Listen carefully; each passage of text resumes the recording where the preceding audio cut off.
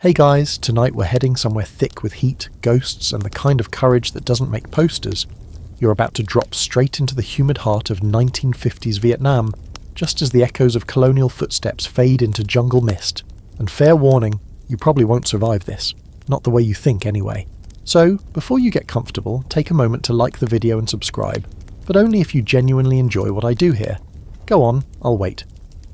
Now tell me, what city are you in right now? And what time is it there? Maybe it's midnight in Toronto or dawn somewhere in Saigon. Doesn't matter. You're here, I'm here, and the story's about to start. Now dim the lights, maybe turn on a fan for that soft background hum, and let's ease into tonight's journey together. The year is 1954, and you find yourself in Hanoi, a city that smells like wet clay and coffee brewed so strong it could stand up and march on its own. The French colonial flags that once fluttered proudly over the governor's mansion now hang limp, forgotten.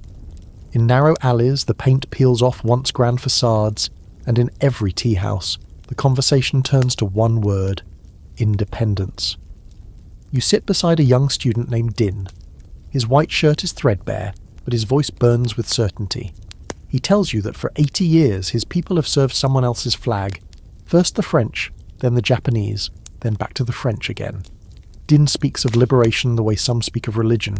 To him, freedom isn't a dream, it's a debt owed to his ancestors. Outside, the air is heavy with the smoke of cigarettes and the smell of fried shallots.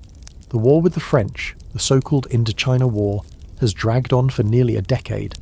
But tonight, in May 1954, a strange rumour cuts through the chatter. Dien Bien Phu has fallen.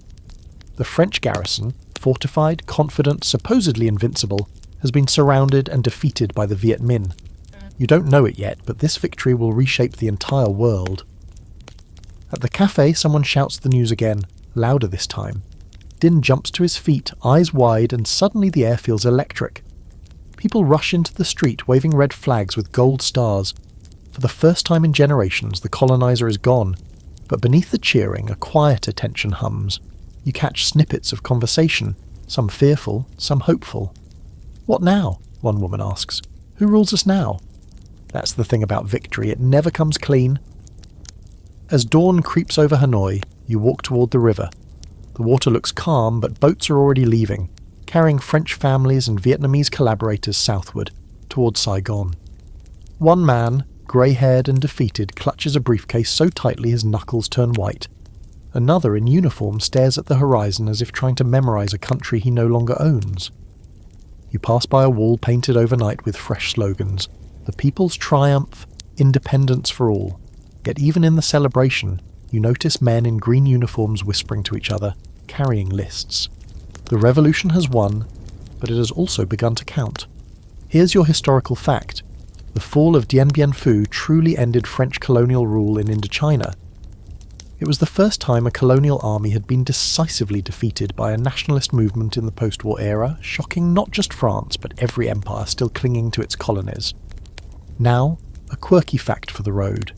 Many of the Viet Minh soldiers who stormed Dien Bien Phu carried their artillery pieces through mountains by bicycle. Not on bicycles, with them. They stripped the bikes down, reinforced them with bamboo, and pushed hundreds of kilograms of shells for miles. It was war on two wheels, and somehow it worked. But as always, there's an open debate waiting in the shadows. Some historians argue that the French defeat wasn't just about Vietnamese determination, it was about global geopolitics. China had started supplying weapons and advisors to the Viet Minh, while the US quietly backed the French. So the question remains, was Dien Bien Phu truly a people's victory, or the first act of a much larger Cold War script? You look back at Din as he scribbles something in a notebook, maybe a poem, maybe a manifesto. Around him, the night of colonialism gives way to a dawn of uncertainty. The French are gone, yes, but the revolution hasn't decided what it wants to be yet. Communist, nationalist, or something in between. As the sun finally burns through the morning haze, Hanoi wakes to find itself free but fractured. The world is watching, and the people, farmers, poets, teachers, soldiers, have become the authors of a story that will soon split into two nations and countless graves. You walk through the crowd and feel the tremor beneath your feet, the kind of energy that comes before history explodes. The colonial flags are gone, but in their place, a red banner stretches across the street, bold letters declaring independence or death. You don't know yet which it will be. It's a few months later, and Hanoi hums with an energy that's equal parts rebirth and exhaustion. You wake to the rhythmic clang of hammers echoing from rooftops, the scent of fresh plaster, the creak of bicycles overloaded with bricks. The French are gone, yes, but so are the stable jobs, the textbooks, the teachers, the rails that once ran north to Haiphong. Everything familiar has been upended, and in its place a new rhythm is struggling to form. You wander through the campus of what used to be a colonial university. The chalkboards still carry faint French equations, but the walls are now plastered with bright red posters, portraits of Karl Marx, Friedrich Engels, Vladimir Lenin, and the modest, bearded face of Ho Chi Minh. Students sit cross-legged on the floor, reading worn pamphlets aloud to each other. The air smells like wet ink and revolution. You sit beside a young woman named Lan. She reads from a leaflet printed on rough paper, her voice steady. "Workers of the world, unite. You have nothing to lose but your chains." The words feel too large for the small classroom echoing through the open windows into the courtyard beyond. But this isn't Moscow. This is Vietnam. Rice fields, rivers, monsoon seasons. The words of Marx arrive here filtered through a lens of hunger and hope, wrapped in the particular ache of colonized people who've seen too many flags raised over their villages. You realize these students aren't just studying socialism. They're trying to reshape it to fit the muddy hands and quiet patience of the Vietnamese peasant. Lan looks at you and smiles. "We have to learn it fast," she says. "We're building a country before breakfast." Outside, the streets buzz with small acts of reinvention. Cafes serve watered-down coffee but charge nothing to veterans. Tailors sew flags instead of suits. Children play war with paper hats, yelling, "Victory for the North!" in voices that barely sound human yet. You drift toward Bardin Square, where a massive construction project is underway, a new government compound. Wooden scaffolding creaks as labourers pull ropes and sing folk songs about liberation. The melody is old, but the lyrics are new, rewritten to praise the revolution. A barefoot boy balances on a beam, hammering nails with the confidence of someone who's never known fear. That's the surreal part. You can feel both optimism and dread breathing the same air. In a small tea stall nearby, two men argue. One, an aging poet with nicotine-stained fingers, insists that independence is meaningless if it kills the soul of the country's traditions. The other, a young factory worker, calls him a relic of feudal times. "We can't eat poetry," he snaps. "The revolution is not for your verses." You sip your tea in silence. It's bitter. Here's your historical fact. After the 1954 Geneva Accords, Vietnam was officially divided at the 17th parallel.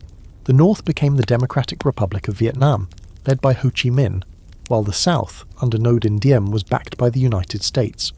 The partition was meant to be temporary, pending national elections in 1956. But those elections never happened. The Cold War was about to turn the Mekong into a chessboard. Now for the quirky fact. In the early days of independence, Hanoi's leaders experimented with revolutionary culture nights. They were like a mix between open mic poetry and propaganda rallies.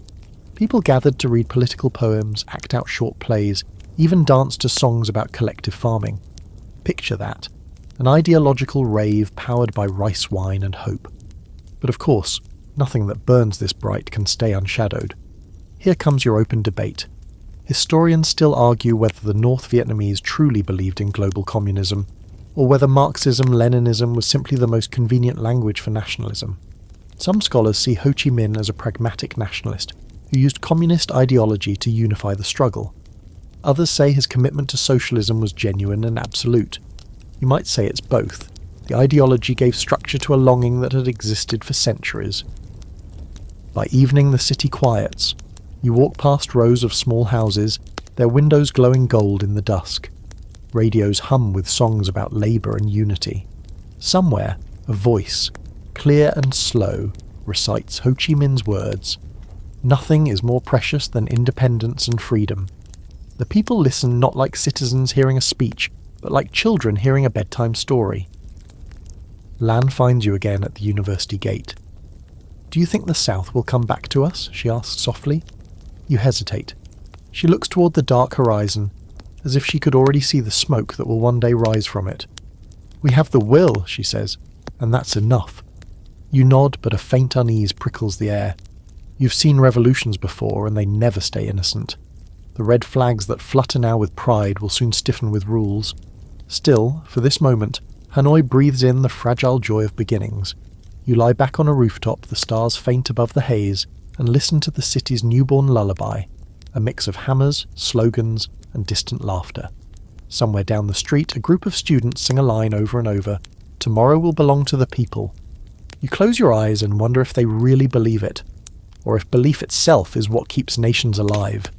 The monsoon rains have begun, the kind that don't fall. They pour, unrelenting, as if the heavens have been waiting for years to empty themselves over the Red River Delta. You wake in Hanoi to the sound of it drumming on tin roofs, turning alleyways into silver streams. The air smells like wet earth and charcoal, and every puddle reflects the face of a nation still deciding who it is. You walk toward the city square through knee-deep water, sandals squelching with every step. The markets are open despite the downpour. Farmers selling water spinach, old women crouched under tarps selling small bundles of incense. Amid the rain and the chatter, you hear the low crackle of a radio perched on a wooden stool. A familiar voice cuts through the static. Soft, deliberate, fatherly. It's Ho Chi Minh. You stop, drawn to the voice like a moth to a lantern. His tone isn't fiery or commanding. It's calm, conversational, the kind of voice you'd trust with your last secret. He talks about unity, about building socialism, about the need for patience. Around the radio, people nod silently. It's strange. No one claps, no one cheers. They just listen. Later that day, you find yourself following a group of workers toward the edge of the city, where the ruins of old French barracks have been turned into makeshift offices. Inside, a new organisation is taking shape. The Viet Minh has become the Lao Dong Party, the Workers' Party of Vietnam. There's a portrait of Ho on the wall, painted slightly too large for the frame. Beneath it, young men and women take notes as a cadre explains the vision for the new society. "The revolution must be both political and spiritual," he says. "We're not just freeing bodies, we're freeing minds." You realise something then. In this place, ideology is not distant theory. It's air. You breathe it. You wear it. You repeat it until it feels like part of your name. That's where the myth of Ho Chi Minh begins to expand. You see his face everywhere, on posters, in classrooms, in the careful stitches of banners hung across village gates. To the people, he's not a leader who commands. He's the gentle uncle who guides. Uncle Ho, they call him, simple, affectionate, almost familial. But like all myths, it grows beyond the man himself. You hear stories about him walking barefoot through rice fields, refusing fine meals, living in a modest stilt house beside the presidential palace. One rumour says he mends his own clothes with a single sewing needle. Another claims he memorises the names of children in villages he's never visited. It doesn't matter whether these tales are true, they feel true, and that's enough to make him eternal. Here's your historical fact. Ho Chi Minh was indeed a master of image and symbolism. He deliberately adopted the persona of Uncle Ho, crafting an image of humility and selflessness that contrasted sharply with both Western politicians and the authoritarian cults of other communist states. His simple lifestyle was no accident. It was strategy wrapped in sincerity. And now for a quirky fact. The scent of Ho's favourite cigarettes, Craven A, became oddly iconic. Years after his death, old veterans could identify the brand by smell alone, calling it the smoke of revolution. Imagine that. Nicotine as national memory. Still, even this fatherly figure casts a complicated shadow. Here's your open debate. Was Ho truly the sole architect of Vietnam's direction, or just the symbolic face of a collective movement driven by countless anonymous revolutionaries? Some scholars argue that by the late 1950s, much of the party's real power rested with figures like Le Duan and Truong Chin. Ho remained the soul, yes, but not necessarily the steering hand. By evening, the rain softens into mist. You wander to the small pond beside Ho's stilt house. The reflection of his residence quivers in the water. Simple, elevated on wooden legs, surrounded by mango trees. A guard stands nearby but barely glances at you. This isn't a fortress, it's a shrine in progress. You imagine him inside, writing by lamplight, pen scratching across paper. He's drafting a letter to schoolchildren, reminding them to study hard and love their country. It's almost tender, until you remember that far to the south families are fleeing the new borders, terrified of what revolution might mean in practice. For every hero's myth, there's a shadow in the rice paddies. That night you return to the city and the power goes out. The streets fall into velvet darkness. You hear people lighting candles, laughter echoing softly through the alleys. Somewhere, a woman sings an old lullaby. And then, cutting through it, a recording of Ho's voice, broadcast from a generator-powered radio station. The path to freedom is long and full of obstacles, but we must never lose faith. Every drop of blood, every tear brings us closer to the dawn. You close your eyes, letting his voice blend with the rain. It's easy to forget that beneath this poetry lies a machinery of revolution already grinding into motion. Committees, quotas, surveillance. For now, though, the North sleeps under Ho's promise. Gentle, measured, almost merciful. You lie awake and wonder how long that gentleness can last once the machinery starts to turn. The monsoon has passed, leaving Hanoi washed and gleaming in the pale light of late 1954. You walk through streets where puddles have hardened into dusty cracks, and every wall seems to wear the same fresh slogan, "One nation, one future." But even before you can admire the paint, the news breaks. The country has been officially divided. Geneva, Switzerland, half a world away. Men in suits have drawn a line across your homeland with pencils that never touch the soil they're cutting apart. The 17th parallel, they call it, like some tidy geometric truth. You imagine the diplomats, their voices low and polite, sipping European coffee while deciding where your life will end and someone else's will begin. The Geneva Accords declare that Vietnam will be split in two. The North, governed by the Democratic Republic under Ho Chi Minh, and the South, led by Ngo Dinh Diem and backed by the Americans. The division is supposed to be temporary, elections in 2 years, they promise. But deep down, everyone knows those ballots will never be printed. You stand on the riverbank in Vinh, a few miles from the new border, and watch families making impossible choices. Entire villages are loading onto wooden boats, heading south towards Saigon, lured by whispers of freedom or fear of revenge. Others, more defiant, move north, believing in Ho's call for unity under socialism. The air is thick with smoke, prayers, and confusion. A woman holding a baby asks you, which side is right? You don't have an answer. There's an old man near you clutching a torn family photo. He mutters that his eldest son fought with the French, while his youngest joined the Viet Minh. Now they say I must choose one, he says. How do I choose between my own blood?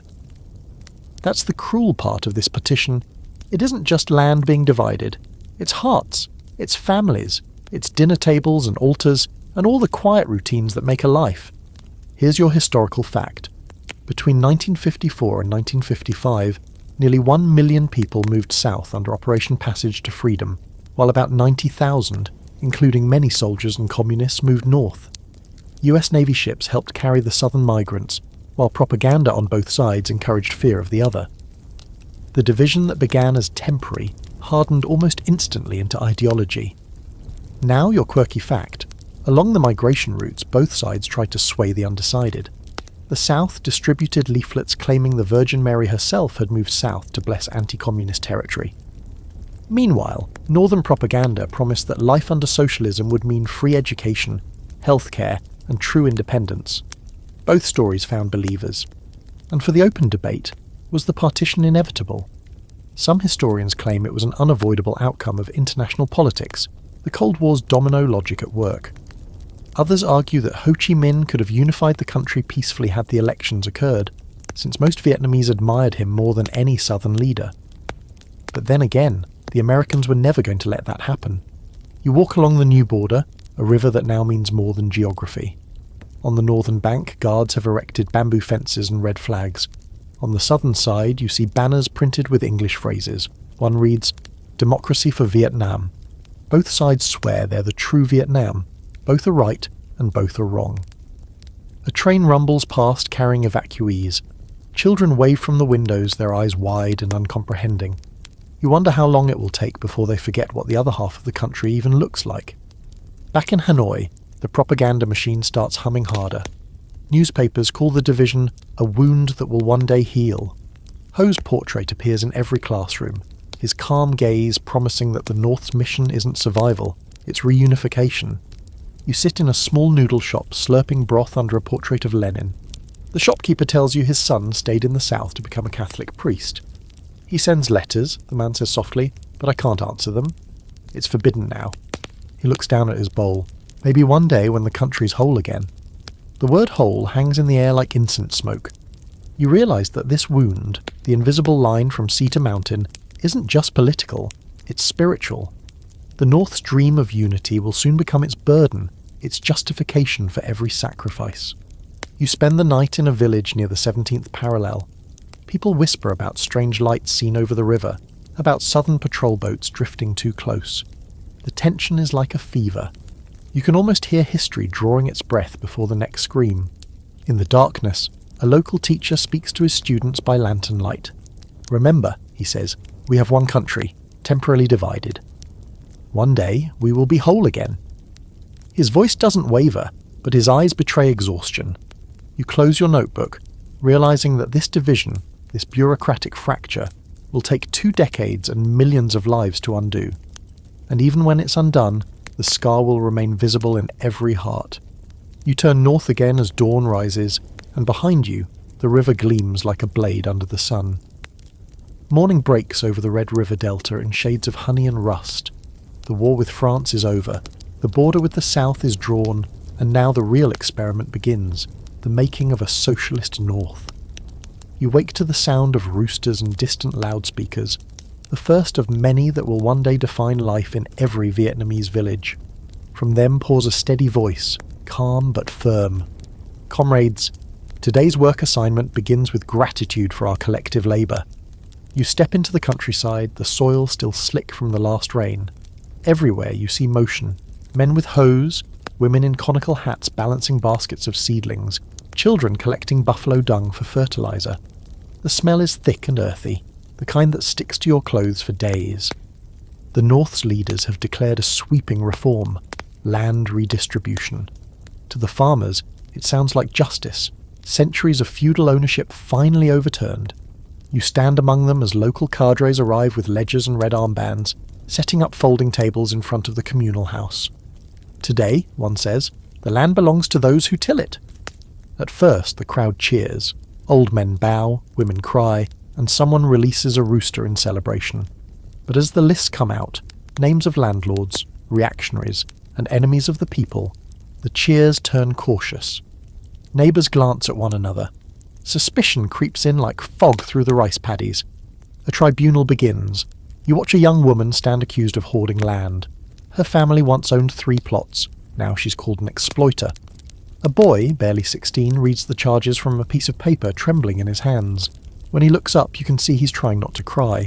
The crowd demands punishment. Some shout for execution. You feel the air grow sharp, metallic, as if lightning were about to strike. The woman is dragged away, and no one meets her eyes. That's how revolutions change shape, not with battles, but with whispers. Here's your historical fact. Between 1953 and 1956, the North Vietnamese government conducted sweeping land reforms inspired by Chinese models. Estimates vary, but between 13,000 and 50,000 people, many of them small landowners or local officials, were executed or imprisoned. Later, the government admitted mistakes and publicly apologized, even reburied some victims. Your quirky fact is stranger, almost surreal. During the reform, cadres used dramatized tribunals, where villagers were encouraged to reenact their own suffering at the hands of supposed oppressors. Some even sang revolutionary songs mid-trial, as if turning vengeance into theatre could make it righteous.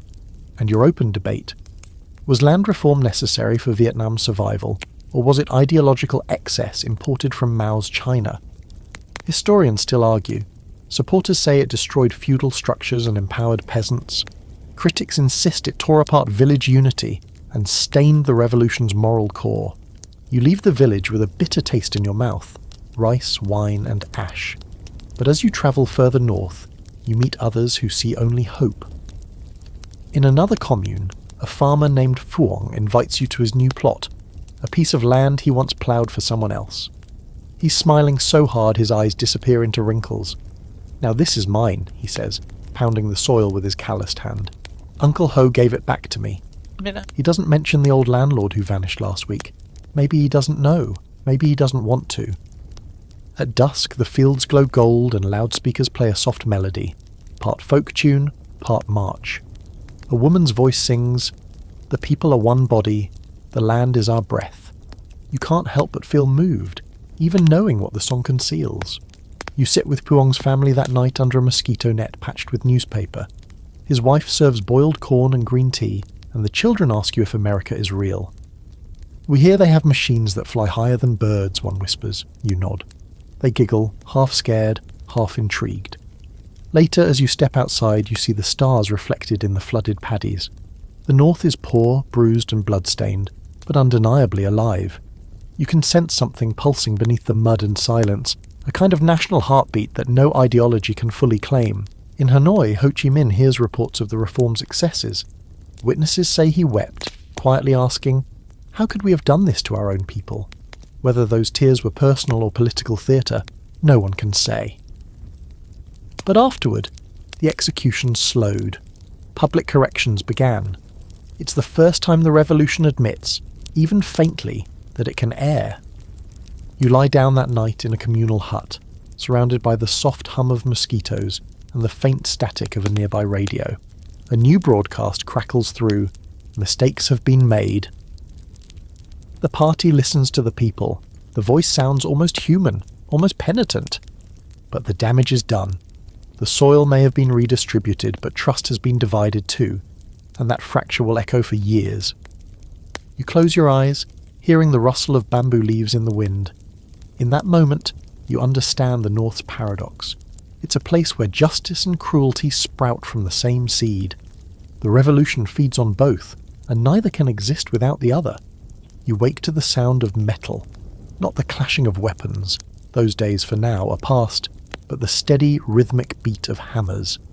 Hanoi is transforming, one clang at a time. The city smells of iron dust and damp clay, the kind of scent that clings to ambition. Everywhere you look, something is being built. Bridges, factories, workshops, and dreams. In a courtyard behind the old opera house, a group of men in mismatched uniforms work on a printing press salvaged from the French.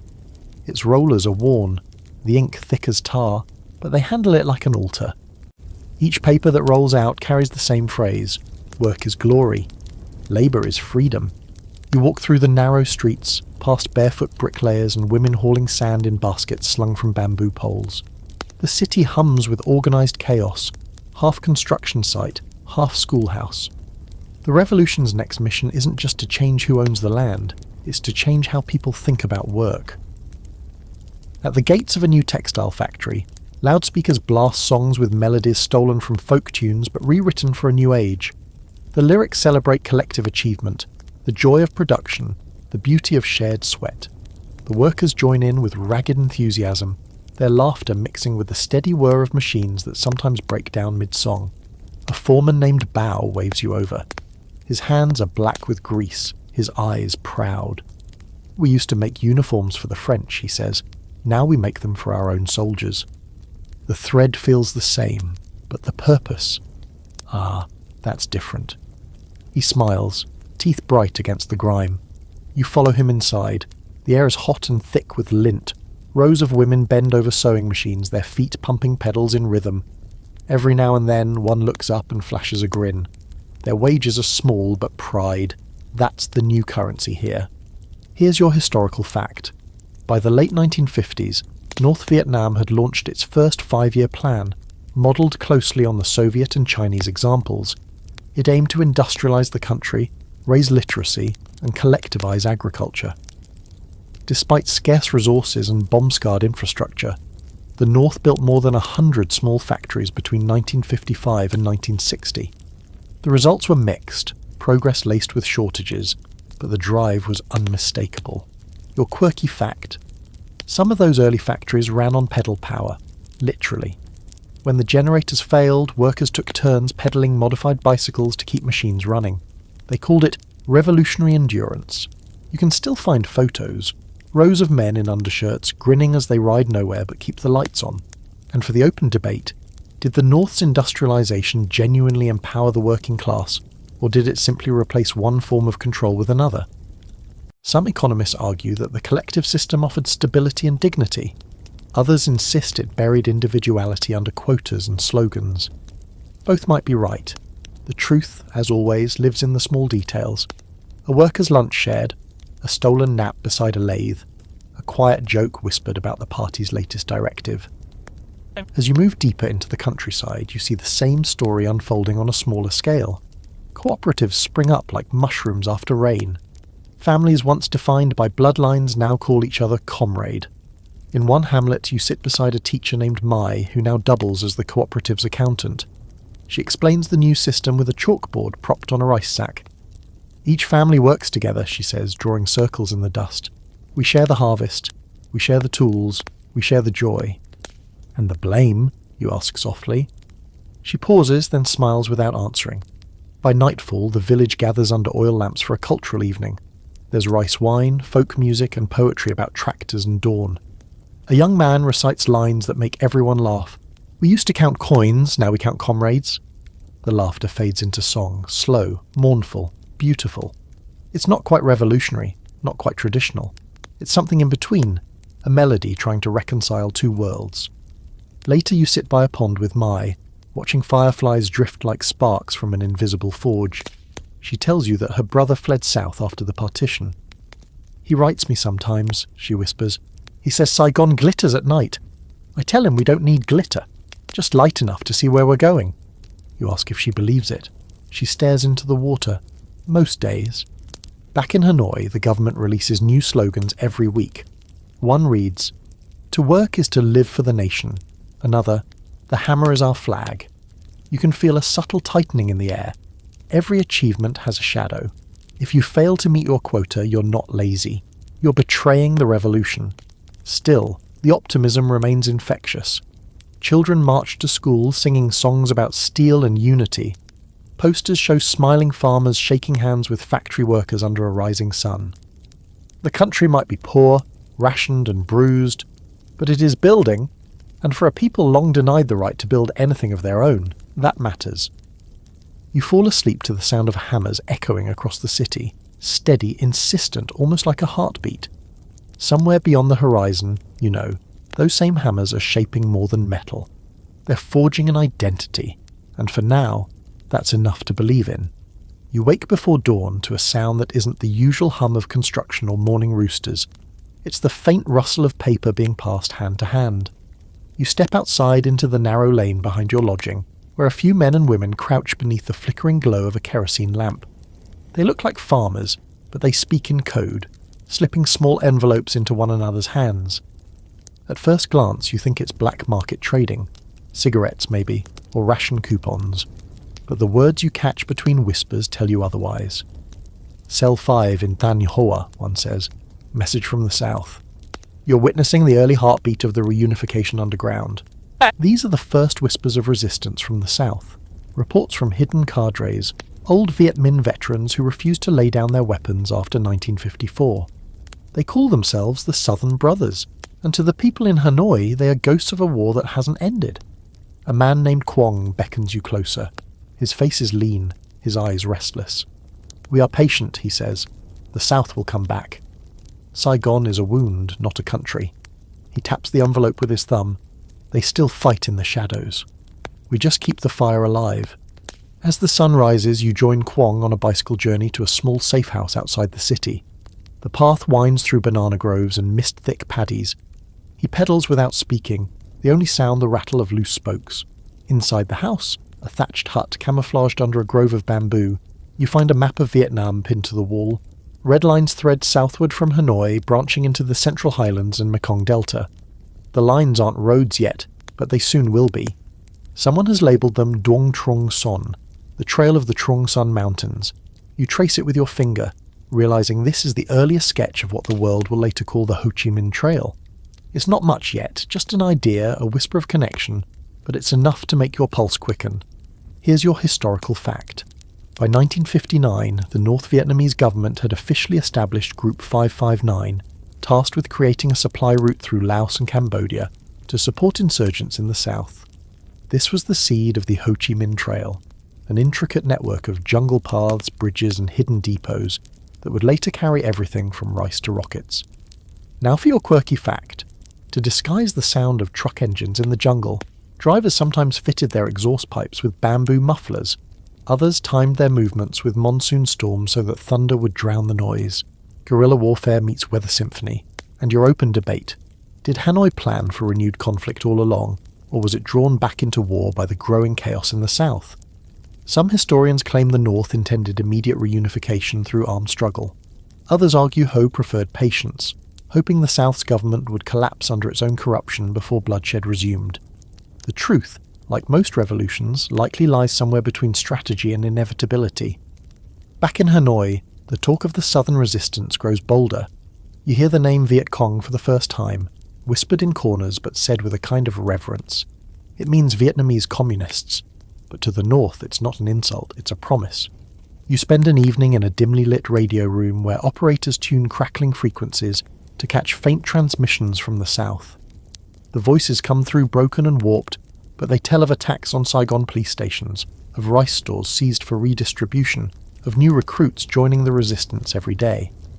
One young operator, a girl with cropped hair and an infectious laugh, tells you she dreams of meeting her southern comrades one day. I imagine them walking through the jungle, she says, wearing the same sandals, singing the same songs. Maybe they're thinking of us too. You want to tell her that reunification will come, but not the way she imagines it. Not with joyful marches and banners, but with gunfire and the slow exhaustion of a generation. You say nothing. In the countryside you begin to notice small, subtle preparations. Bridges widened just enough for military trucks, though none yet exist. Warehouses built under the guise of grain storage. Schools teaching geography with extra attention to the mountains bordering Laos. The revolution is thinking in decades, not days. One night, you sit in on a meeting of party officials in a farmhouse that smells faintly of kerosene and damp wood. The conversation is calm, almost scholarly. One man quotes Lenin, "A revolution must know when to be patient," another adds, "and when to strike." A moment of silence follows. Everyone knows what's coming, even if they pretend it isn't. As you leave, Kwong walks with you down the dirt road. Fireflies drift around his lantern. "It will happen," he murmurs. "We can't stop halfway." A country divided is a body bleeding. He looks at you, his expression both proud and tired. "Until it is whole again, none of us will rest." You glance southward, toward the darkness stretching beyond the horizon. You can almost feel the pull of it, the simmering tension, the unfinished war waiting in the wings. In Hanoi, the loudspeakers play their morning broadcast the next day, same as always. But this time, the voice carries an undertone of resolve, the kind that means more than it says. "Comrades, the struggle for unity continues. Every field we plant, every bridge we build, brings our southern brothers closer." You sip your bitter tea and look out over the awakening city. The rain clouds hang low, but somewhere beneath them, roads are already being carved through the jungle. The future has started walking south. You wake to the sound of thunder that isn't thunder. The jungle is talking now, deep, rhythmic, mechanical. Somewhere beyond the tree line, men are cutting a path through the mountains, their machetes ringing like bells. You follow the noise until you find them, dozens of soldiers and labourers hauling crates on their backs, sweating through soaked shirts, laughing like this is all a game. It's not a game, of course. It's the beginning of something enormous. They call themselves Unit 559, the number chosen from the date of their creation, May 1959. Their mission sounds simple when said aloud: build a road. But when you see the terrain, you realise the madness of it. Endless slopes, roots as thick as your legs, rivers that change direction every season. The map looks like a child's scribble, a green chaos stretching through Laos and Cambodia.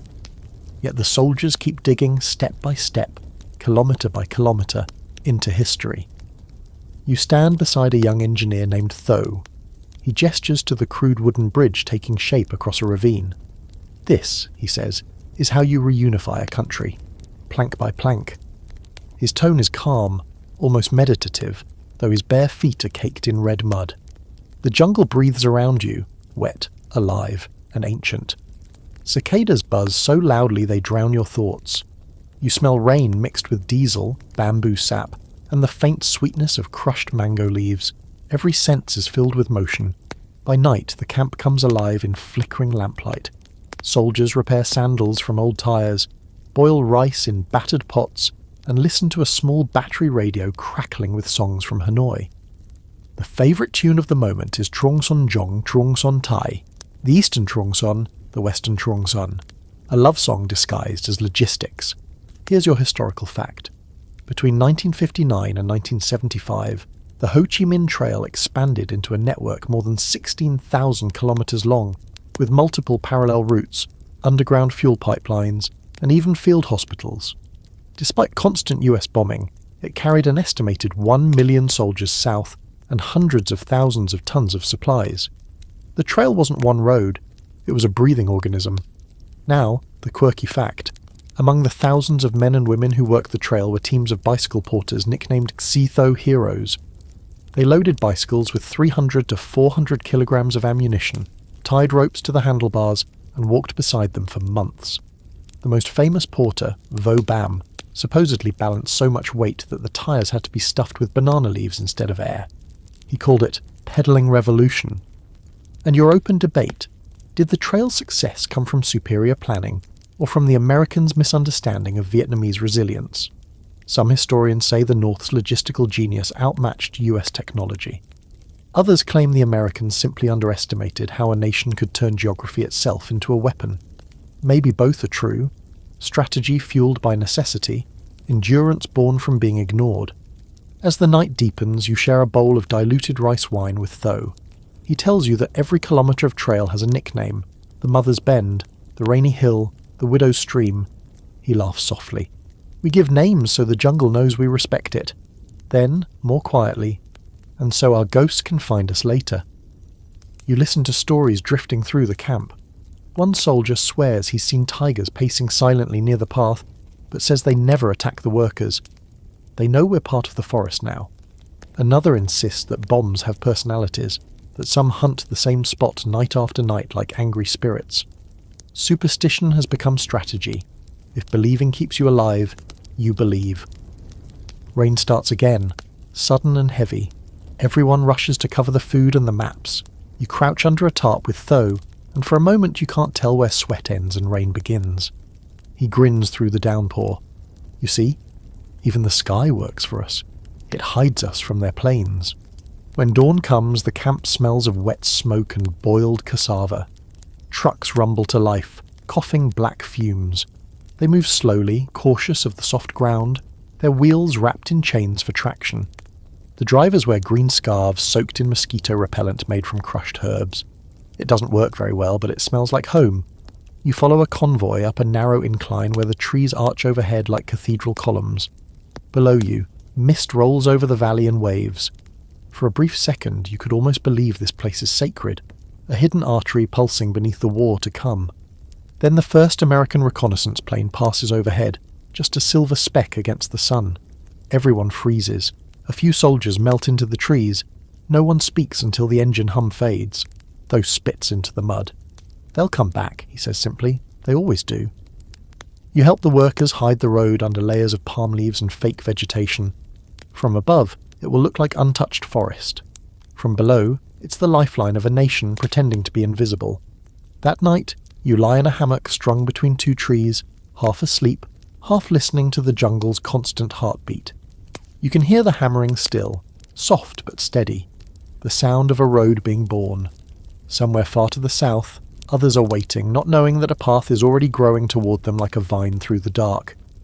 The rain eases into drizzle.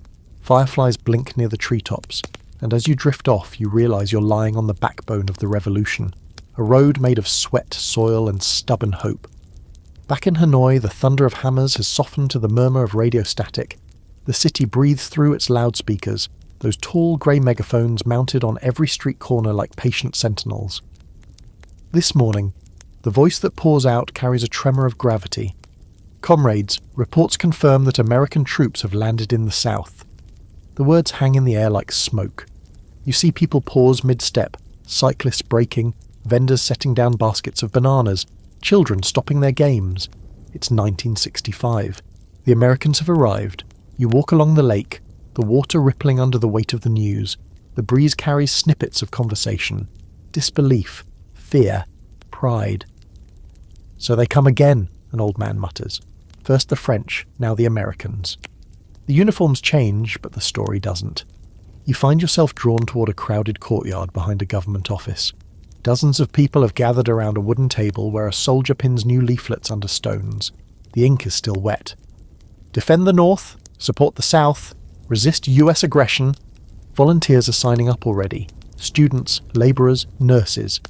They crowd forward with their papers, some smiling nervously, others stone-faced. You spot Lan, the university student you met years ago, now wearing a plain khaki shirt. Her hair is shorter, her expression harder. "We knew this was coming," she says. "We've been waiting since Geneva." You nod. She doesn't mean waiting like you wait for rain. She means waiting like a volcano waits. The war that never truly ended is now official. Hanoi begins to move in slow, disciplined rhythm. Blackout curtains, air raid drills, ration cards stamped with neat red stars. The optimism of rebuilding turns to the resolve of survival. Factories that once made sewing machines now turn out rifles. Schoolyards double as militia training grounds. In the evenings, children crawl under desks during bombing practice, giggling like it's a game. Their teachers keep smiling even as the sirens test everyone's heartbeat. Here's your historical fact. In March 1965, the US landed its first combat troops at Da Nang. Within a year, more than 180,000 American soldiers were stationed in Vietnam. The war that the North had imagined as guerrilla resistance suddenly became a confrontation with the most advanced military on Earth. Your quirky fact. North Vietnamese soldiers joked that they knew American troops had arrived because they could smell them before seeing them. The mix of soap, canned food and aftershave was alien in the jungles of Asia. Locals called it the perfume of an empire. And your open debate. Did the North truly want full-scale confrontation? Some historians believe Hanoi intended only to support insurgency in the South, but US escalation forced a shift into total war. Others argue the leadership welcomed it, believing that great sacrifice would legitimize their revolution. As ever, ideology and reaction danced together until no one remembered who led. That night, the sirens sound for real. You run through the narrow alleys toward a bomb shelter, a concrete tunnel beneath a school. The ground shakes. Somewhere above, the Americans are dropping their first payloads on the North. The sound is metallic thunder, distant yet intimate, like the earth itself exhaling. Inside the shelter, families huddle close. An old woman clutches a photograph of her son. A boy holds a small wooden toy soldier. Someone hums a lullaby to drown the trembling. You realize how quickly war rearranges sound. Sirens become rhythm, explosions become punctuation, and silence becomes a luxury. When you emerge, the air smells of iron and wet dust. Parts of the city are burning, but the people are already at work. Men form bucket chains. Women sweep glass from the streets. The loudspeakers come alive again, calm and firm. The enemy wants to break our will. He will fail. In the coming days, Hanoi's routines adapt. People learn to cook underground. Museums pack their relics in crates. At the university, Lan now teaches first aid to students between air raids. She shows you how to make a tourniquet from a bicycle inner tube. "It's not fear," she says, wrapping it around your arm for practice. "It's preparation." Outside, children draw chalk lines on the pavement where craters have appeared, labelling them like science exhibits. Bomb number 12, bomb number 13. Life becomes both tragedy and lesson plan. You walk past the railway station and see trains headed south. Freight cars filled with rice, ammunition and people. They move mostly at night, camouflaged under branches to hide from bombers. Every departure feels both heroic and doomed. At a checkpoint, a young soldier asks to see your travel papers. His rifle looks almost too big for him, but his grin is bright.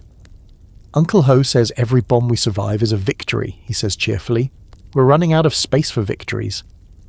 It's gallows humour, but it keeps everyone steady. By now, the Americans are broadcasting their own messages over the radio waves. Propaganda promising safe passage, warning civilians to abandon cities. Hanoi replies not with fear, but with music. New songs flood the air, melodies of defiance carried by voices trembling with beauty. One, sung by the poet-composer Van Cao, becomes a favourite. Even if our roofs burn, our hearts stay warm. You find yourself humming it without realizing. Later you meet Kwong again, the courier who once carried messages for the underground. His hair is streaked with grey now, but his fire hasn't dimmed. They think bombs will make us kneel, he says, but they're just shaking the dust off our courage. The night air smells faintly of smoke and jasmine. Somewhere in the distance, anti-aircraft guns thud like slow drums. The sky flashes white, then red, then black again. You think about all the years it took to reach this point, all the hope, sacrifice and belief forged into one defiant heartbeat. The North isn't fighting just for ideology anymore. It's fighting for memory, for the promise that this small, war-worn land belongs to itself. Land's voice echoes in your mind. We've been waiting since Geneva. Now the waiting is over. It's not thunder, not anymore. It's rolling thunder, that's what the Americans call it. Their campaign to hammer the North into surrender. It begins in March 1965, and by summer you've learned the pattern by heart. The low whine of jets, the pause like the breath before lightning, then the sky cracking open. You're in Hanoi when the first real waves hit. You run to the shelter dug behind the post office, a half-cylinder of concrete slick with condensation. Everyone inside crouches in silence, while dust drips from the ceiling like sand through an hourglass. The noise is physical. You can feel it in your bones. Children press hands to their ears. Someone mutters a prayer that's half Buddhist, half Marxist, wholly desperate. When you climb out after the siren fades, the air smells of ozone and burned paper. The power station on Yenfu Street is gone, a smoking crater where transformers used to hum. A row of colonial-era houses has been sliced in half, their walls peeled open to reveal dinner tables and beds as if on display, and yet amid the destruction the rhythm of life doesn't stop. A girl sweeps broken glass from her doorway before she cries. Vendors set up soup pots beside the rubble. Loudspeakers still play patriotic songs, hoarse, tinny, defiant. You meet Lan near the university. She's helping dig a trench for an air raid shelter. We learn faster than they bomb, she says with a crooked smile. Her hands are blistered but steady. You hand her a shovel and dig beside her, the earth cool and heavy. That's how it is now.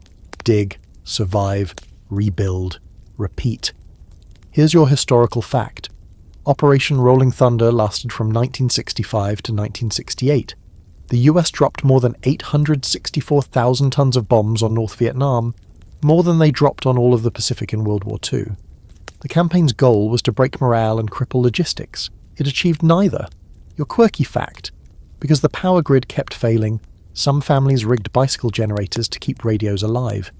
You'd see men pedalling furiously while grandmothers listened to the evening news, revolution by quadriceps. And your open debate. Historians still argue whether the bombing hardened northern resistance or prolonged the war by convincing leaders that survival itself equaled victory. Did endurance become ideology, or was it already the ideology? By autumn, Hanoi has changed shape. Whole neighbourhoods have migrated underground. School children attend classes in basements. Hospitals move into caves carved into the limestone hills outside the city. Even the National Theatre hides its statues beneath sandbags, their marble faces peeking out like worried ghosts.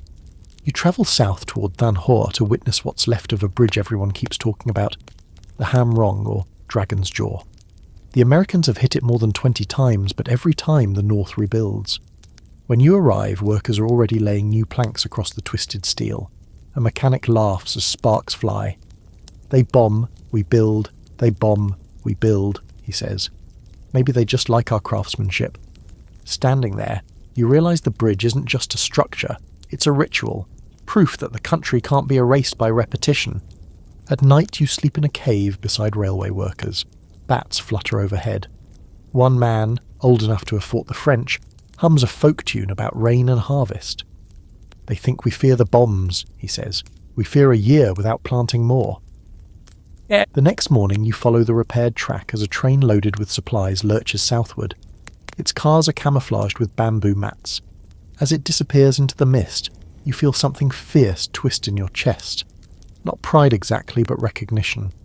This is what defiance looks like when it has no choice. Back in Hanoi, Ho Chi Minh gives a radio address. His voice, thin but steady, fills the shelters.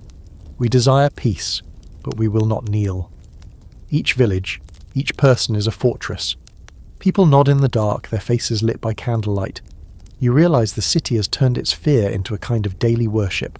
Every time the bombs fall and the lights return, it feels like a small resurrection. You walk the streets that night. The air is smoky, but the stars, what few survive the haze, seem closer. A boy about 10 approaches you, holding a toy plane made from scrap metal. He points it upward and makes a soft whoosh sound, then flips it upside down. "Ours fly lower," he says proudly. You smile, and it hurts.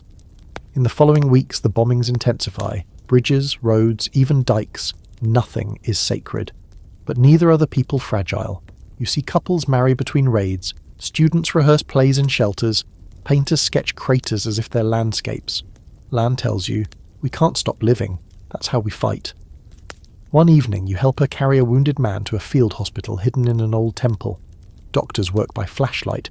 The smell of antiseptic mingles with incense from the altar. A nurse whispers, "The Buddha must forgive the noise." When you step outside, the night is unnervingly quiet.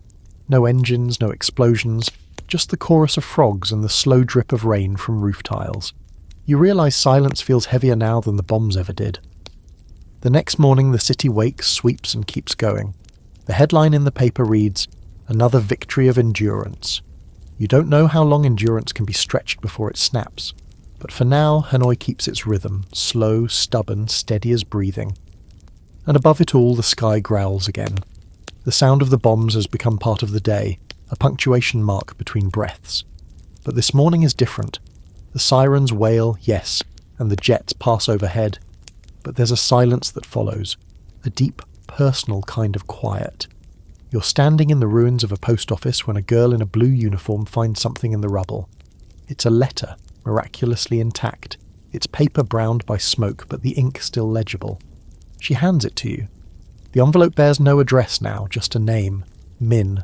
You open it gently, and the words spill out like rainwater. My dearest, I am writing between marches. The jungle hums like a living thing. Don't worry if you don't hear from me often. Every silence means I am still alive. When you eat rice, think of me. When you breathe, know that I breathe too. The letter is unsigned, no date. You fold it back carefully. Around you, others begin to find similar scraps, half-burned pages, envelopes turned grey by ash. A few of the workers start collecting them in a tin box. "They should be returned," one woman says softly, "even if no one is left to read them." You spend the afternoon in a small bomb shelter that has been turned into a kind of sorting room. Women sit cross-legged on the floor, piecing together the fragments of letters from the front. The air smells of mildew and paper glue. Some letters are from husbands, some from sons, others from lovers whose names have already faded. One woman reads aloud from a note with shaking hands. "The trail is long, but we walk it like a song. Tell mother the hills are green again." Her voice catches halfway through. Everyone stays silent until she folds the page and places it gently in a stack marked unclaimed. Here's your historical fact. During the height of the Vietnam War, the North maintained one of the most complex postal systems in wartime history. Millions of letters travelled between front and home, many by bicycle or by couriers who crossed the Ho Chi Minh Trail on foot. Some were delayed for months, others never arrived at all. After the war, tens of thousands were recovered from storage bunkers and remailed, sometimes decades later. Your quirky fact: some soldiers wrote letters on leaves coated with beeswax when paper ran out. Others used discarded cigarette wrappers, stitching the scraps together with thread. A few even carved tiny messages into bamboo slivers, wrapped them in oil paper, and smuggled them along supply routes. Communication as survival. And your open debate. Were these letters personal truths, or extensions of propaganda? Some historians argue that many were censored or ghostwritten to maintain morale. Others say the emotions were too raw, too unfiltered to be faked. In the end, maybe both are true. Sincerity and idealism woven so tightly that even the senders couldn't tell them apart. You read one more letter before you leave. It's from a nurse on the southern front. "The jungle rains are heavy tonight. The wounded keep talking in their sleep. Some call for mothers, some for light. We have neither, but we have each other. That must be enough." The handwriting is neat, deliberate. You imagine her sitting under a tarp, flashlight between her knees, ink smudged by sweat. You wonder if she ever mailed it. Outside, Hanoi is still rebuilding. The government has started a new campaign. Each citizen, a shield. Posters show smiling women in conical hats handing tea to soldiers, children carrying bricks for shelters. It's a strange, tender kind of patriotism, love expressed through endurance. You walk along the edge of Westlake as dusk falls. The water mirrors the smoke rising from distant factories. Couples sit along the embankment, holding hands in silence. You pass one pair sharing a cigarette. He's in uniform, she's in a worker's jumpsuit. Neither says much, but you can feel their words floating between them. Come back. Please come back. The next day you help deliver mail to the hospital carved into a limestone cave outside the city. The corridors echo with coughs and whispered prayers. A nurse takes the letters and thanks you, her eyes rimmed with fatigue. They help more than medicine, she says. Sometimes that's all we can give. You leave the cave as night sets in.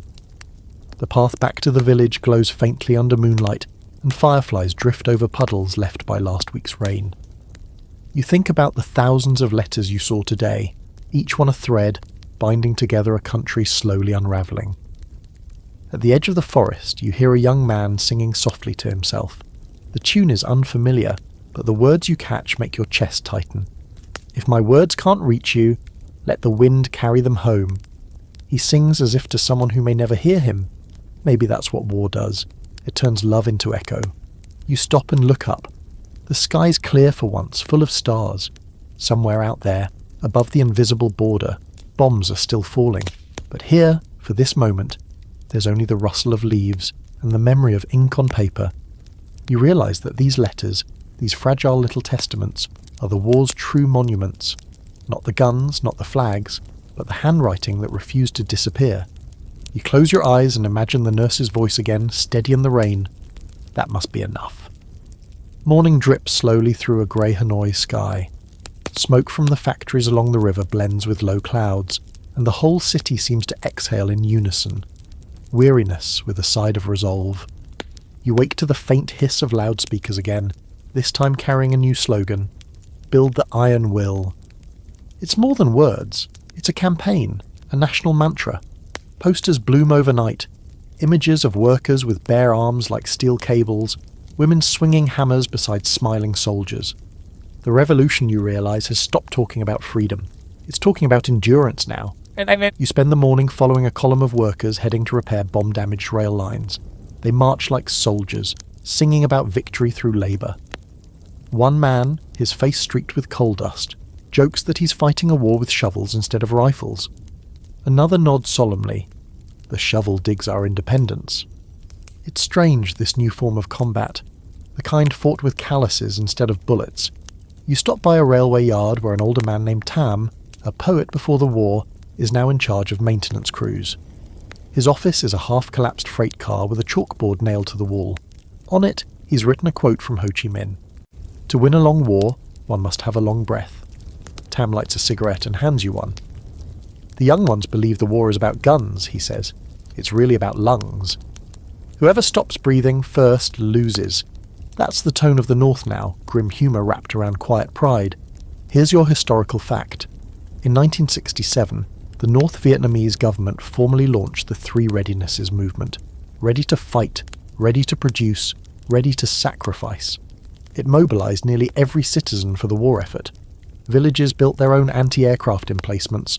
Schools and hospitals relocated underground.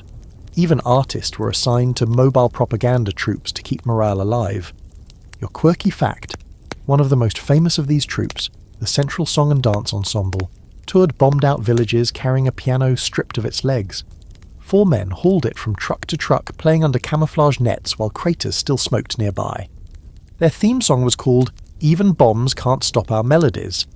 And your open debate, did this unity come from genuine conviction, or from fear and social pressure? Some veterans later admitted they sang the songs out of obligation, not joy. Others swore those nights of shared singing gave them the strength to survive. Maybe faith and fear, once intertwined long enough, become indistinguishable. By afternoon, the sky darkens again. Sirens wail. The workers scatter toward trenches practiced now. You follow Tam into a reinforced shelter dug beneath a rice storehouse. It smells like dust and old rice husks. The ground vibrates as the bombs fall farther upriver. When the noise finally stops, Tam crawls out first. "See," he says, brushing dirt off his jacket. "Still breathing?" You walk with him to the railway bridge where crews are already working again. Children bring buckets of water for the men, their bare feet kicking up ash. A woman hands out rice cakes wrapped in banana leaves. Her hair is singed at the ends, but she smiles like nothing happened. Every time they destroy something, she says, we get another chance to prove we're not made of paper. And that evening you attend a night of resolve in the bomb shelter beneath Hanoi University. The atmosphere feels half concert, half sermon. A young lecturer reads poetry about the beauty of labour. A nurse sings a lullaby she rewrote for the wounded. The audience hums along quietly, and when she reaches the last verse, you realise everyone is crying, though no one makes a sound. When the lights come back on, Lan is there again. She's thinner now, eyes shadowed, but her energy still burns. She hands you a booklet, a new literacy manual titled Read to Rebuild. It's part of a campaign to teach reading in bombed-out villages. Even if they can't rebuild a school, she says, they can rebuild the mind. You ask if she ever gets tired. She laughs softly. Of course. But fatigue is bourgeois, remember? She winks. We don't have the luxury of exhaustion. Later you join her for a walk through the quiet streets. The moon hides behind clouds, the power is out again, and the only light comes from the glowing ends of cigarettes. Somewhere far off, a generator hums. Lan stops beside a wall pockmarked by shrapnel. Someone has scrawled a message there in chalk. They can burn our houses, but they can't bomb our faith. She touches the words lightly, then turns to you. I don't know if I believe that anymore, she admits. But I keep writing it, just in case someone else needs to. You both stand there, silent, as the wind moves through the empty streets. A dog barks, distant and hollow. Later that night you lie on a straw mat in a communal shelter, surrounded by the soft breathing of strangers. The ceiling drips steadily, counting time in water drops. You think about how the revolution has changed. It's less a dream now and more a discipline, an act of muscle memory. In the dark, someone begins to hum that old folk tune again, the one that's been rewritten 100 times. The melody travels softly through the shelter, a ghost of peace passing from mouth to mouth. You realise what the iron will really means. It isn't about strength that never breaks. It's about bending every day and still coming back upright. Tet arrives like a trickster god. Firecrackers, incense, and uneasy smiles masking the thunder beneath. The year is 1968, and you're in Hanoi watching families hang red banners over doorways that no longer have doors. The smell of sticky rice and grilled pork floats through the alleys, sweet and defiant. After years of war, the people are determined to celebrate the new year, even if the sky still rumbles with distant aircraft. Children run through the streets wearing paper dragons. Women light incense at street altars, praying for peace without daring to say the word aloud. The north is weary, its bones thin from rationed rice and sleepless nights. But Tet, Lunar New Year, remains sacred. It's a pause, a breath in a war that has forgotten what pauses are for. You sit with Lan and a few students around a small table, drinking weak tea brewed from burned leaves. They speak in code about friends in the south, about rumours of something big coming. The south is ready, one of them says softly. They say this year will change everything. You don't understand yet how right he is. A few days later, the news explodes across Hanoi. The Tet offensive has begun. Guerrilla forces in the south have attacked cities across the country. Saigon, Hue, even the American embassy itself. The air crackles with disbelief and pride. In the capital, crowds gather around radios, faces lit by static and hope. Lan grips your arm as the announcer reads the report. Hue, she whispers. They reached Hue.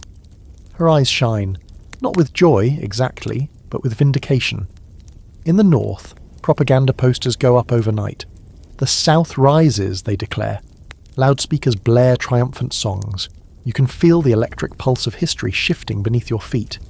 Here's your historical fact. The Tet Offensive began on January 30th, 1968, when over 80,000 North Vietnamese and Viet Cong troops launched surprise attacks on more than 100 cities and outposts in South Vietnam. Militarily, it was devastating for the attackers. Tens of thousands died. But politically, it shattered the American illusion that the war was being won. Your quirky fact. During the offensive, many southern insurgents carried small booklets of poetry in their packs, believing words could shield them from fear. One popular line, scribbled in countless notebooks, read, "If I die tonight, let it be on the path to my homeland." And your open debate. Was Tet a victory or a tragedy for the North? It proved the South could rise, but at staggering cost. Historians still argue whether it hastened American withdrawal or simply prolonged the suffering. Maybe it did both, turning victory into exhaustion and exhaustion into endurance. You follow the reactions across Hanoi. At first, joy surges like floodwater. The party calls emergency meetings. Students volunteer to broadcast victory news to villages. Even the factory workers you met before stop their shifts to listen. But as days pass, the reports grow darker. The offensive has cost lives beyond measure. Hue is half destroyed, its ancient citadel now a graveyard. In a communal shelter, you overhear an older woman murmuring to herself, "Every victory takes another son." The mood in Hanoi turns quiet again. Still proud, but quieter. You walk to the university courtyard where students paint a mural celebrating Tet. It shows a phoenix rising from bomb smoke, carrying both halves of Vietnam in its wings. Lan is there, mixing paint from crushed brick and water. "It's not real colour," she says, "but it's all we have." When she finishes, she steps back to look at her work. "We win," she says softly, "but we keep losing people. I don't know if that's victory or a debt we can never pay." That night, you climb to the roof of a half-bombed building to look south. The horizon glows faintly red. The radio plays reports of American outrage, of anti-war protests in Washington and Paris, of US soldiers growing weary. Hanoi's people listen, smiling faintly, but their smiles are the kind worn by those who've seen too many funerals. You think of the fighters in Hue, their shadows flickering among burning temples, their hands gripping rifles slick with sweat and ash. You imagine the scent of incense and gunpowder mingling, history and faith burning in the same flame. As dawn breaks, the city wakes cautiously. There's no cheering now, only the quiet pride of survival. On the walls, someone has painted new graffiti in red. "We do not fear failure, only forgetting." You find Lan later that morning sitting by the river, dipping her fingers in the murky water. She doesn't speak for a long time. When she does, her voice is low. "They say the Americans call it a disaster," she says. "Maybe it is, but it's our disaster, and that makes it ours to endure." The river flows on, brown and slow, carrying the faint reflection of the rising sun. Around you, the city stirs again. Vendors setting up carts, bicycles creaking past, the smell of frying shallots mixing with smoke. Tet is supposed to be about renewal. Maybe that's what this is. Not rebirth, but persistence. The war has swallowed another year, and yet the people light their incense and whisper the same prayer as always. Peace someday, maybe not for them, but for whoever comes next. As you walk away, you hear a voice from a nearby loudspeaker reciting a poem written just after the offensive. "We plant our hopes in bomb craters and call the harvest freedom." The crowd listening doesn't applaud, they just nod, faces calm as if they've already accepted that freedom will grow only in soil watered by loss. Spring drifts into Hanoi like a memory half remembered. Fog soft on the rooftops, the faint hum of generators beneath birdsong. You wake to the scent of boiled cassava and charcoal smoke. The city feels lighter somehow, though the scars of Tet still hang in the air. Posters of victory remain on the walls, but the people no longer stop to look at them. They've learned to carry triumph the way they carry grief, quietly, like a secret. Factories buzz again. The sound of sewing machines blends with distant sirens, though they rarely go off now. You wander through a textile plant where women in faded uniforms stitch army fatigues and sing folk songs between the thrum of the machines. One song catches you. The river runs red, but still it runs. Their voices are steady, not mournful. It's a song about moving forward because standing still feels too much like dying. You meet Tam again, the railway foreman turned poet, leaning against a crate of bolts. His hair has gone entirely grey, but his smile hasn't dimmed. "They say we won Tet," he tells you, "but I'm still repairing the same bridge." He laughs quietly. "Maybe the victory is that we still have bridges left to fix." He hands you a small folded page, damp with sweat and oil. It's a new poem he's written. "We call our hunger glory, our sorrow a banner, Yet in the night we all dream of rice. You slip it into your pocket. By now, everyone knows the cost. The reports from Hugh have filtered north, whispered from traveller to traveller. Whole families lost, entire streets turned to dust, temples flattened. But in Hanoi, no one calls it defeat. The word used most often is necessary. That's the rhythm of the north now. Necessary rebuilding, necessary sacrifice, necessary faith. Here's your historical fact. After the Tet Offensive, North Vietnam and the National Liberation Front suffered massive losses, tens of thousands killed. But the offensive turned American public opinion sharply against the war. In Washington, anti-war protests swelled, and President Lyndon B. Johnson announced he would not seek re-election. The North had lost battles but shifted the global narrative. Your quirky fact. Many Vietnamese soldiers believed carrying a copy of President Johnson's face, cut from propaganda leaflets dropped by US planes, was good luck. They'd doodle moustaches on it or write, "I met him once in a dream." Psychological warfare meets folk charm, and your open debate. Was Tet a turning point orchestrated by Hanoi's leadership, or a gamble pushed by impatient commanders like General Von Nguyen Giap? Some sources suggest Giap opposed the scale of the offensive, fearing catastrophic losses. Others say he saw it as the only way to break the Americans' will. The truth might be less strategy, more momentum. History pushing forward because it simply couldn't stop. In the months after Tet, the rhythm of war slows but doesn't soften. Air raids continue, though less frequently. You see more coffins draped in red flags carried through narrow streets by processions that don't weep out loud. At night, the city becomes a patchwork of candlelight. Power cuts are routine. You sit with Lan on the steps of a government building sharing a tin cup of weak tea. She looks older now, not in years but in wear. "We thought victory would taste sweet," she says. "It tastes like ration soup." You laugh softly, and she does too, though her eyes stay distant. "Do you still believe?" you ask. She doesn't answer right away. "I believe we have to keep believing," she says finally. "Otherwise all this pain just hangs in the air for nothing." Later you walk through the streets where children play among the ruins. Their games built from rubble, hide and seek in bomb craters, marbles made of shrapnel. They laugh, unafraid. You realise they've never known a world without sirens, so to them this isn't horror. It's home. You visit a small museum being assembled near Badin Square. Just one room for now. Inside are fragments of the war, a burned helmet, a diary written in pencil, a cracked porcelain bowl. A sign on the wall reads, "Each relic tells our victory." But when you look closer, the relics feel less like trophies and more like confessions. The curator, a woman with silver hair and calm eyes, tells you she collects stories more than artifacts. "One day children will come here and ask why we fought," she says. "I hope by then we'll have a simple answer." You want to ask her what that answer might be, but she's already turned away, adjusting a display of photographs. Faces smiling beneath dust and time. Outside, dusk settles over Hanoi. Lanterns flicker to life, their light trembling in the wind. The loudspeakers hum softly with evening music, a slow violin piece that drifts through the streets like incense. You follow it toward the river, where the reflection of the city shivers on the water's surface. You realise something as you stand there watching the current move. The revolution has become less about victory and more about endurance, the quiet act of staying alive long enough to outlast despair.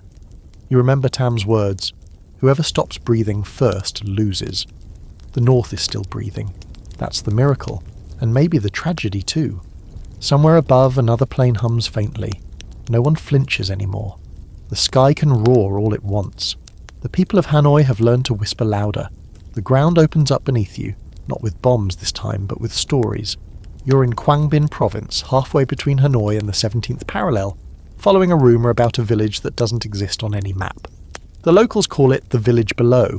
You find its entrance hidden behind thick bamboo and vines, a narrow stairway cut into limestone. Cool, damp air breathes upward from the darkness. A young guide named Bao grins at you. "Down here," he says, "we don't fear the sky anymore." You follow him into the earth.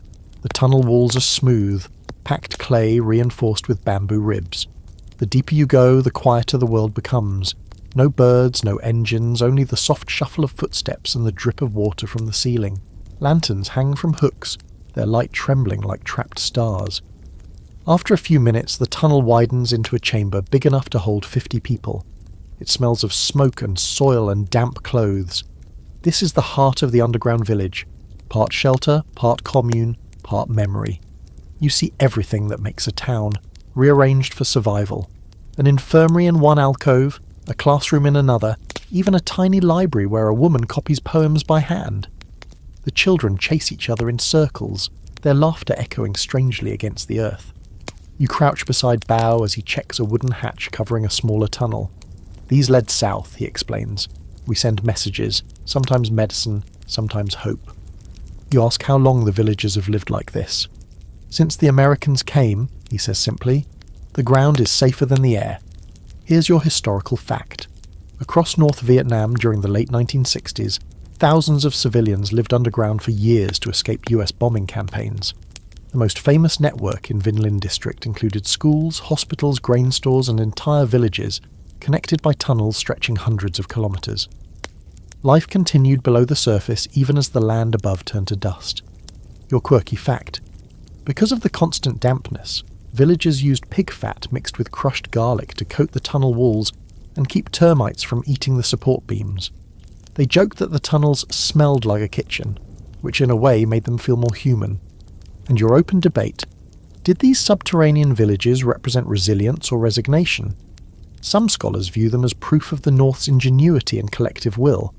Others see them as evidence of the unbearable human toll of war, an entire population literally forced underground. Maybe, like most things in this war, they were both. A triumph built on necessity. You sit with a teacher from the underground school, a woman named Hoa with a voice as soft as the lantern light. Her classroom is barely wider than a hallway. Children sit cross-legged on mats made of woven reeds, their notebooks cut from old packaging paper. Hoa writes on a board made of blackened metal salvaged from a bomb casing. The chalk squeaks, and the children repeat her words in unison. Independence and freedom. The letters glow pale in the flickering light. During the break, one boy shows you his drawing, a map of Vietnam shaped like a dragon. The north is its head, the south its tail. When the head is strong, he says proudly, the tail will follow. You smile, but something in his certainty unsettles you. Later, Hoa offers you tea brewed from dried banana leaves. It helps with the damp, she says.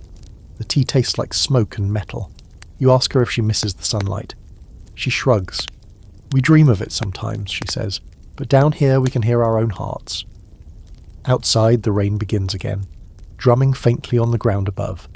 You realise how insulated this world is. Protected, yes, but also entombed. The people here live entirely in the present tense. Tomorrow is a word reserved for the surface. After dinner, a meal of cassava and boiled roots, you join the villagers for their nightly meeting.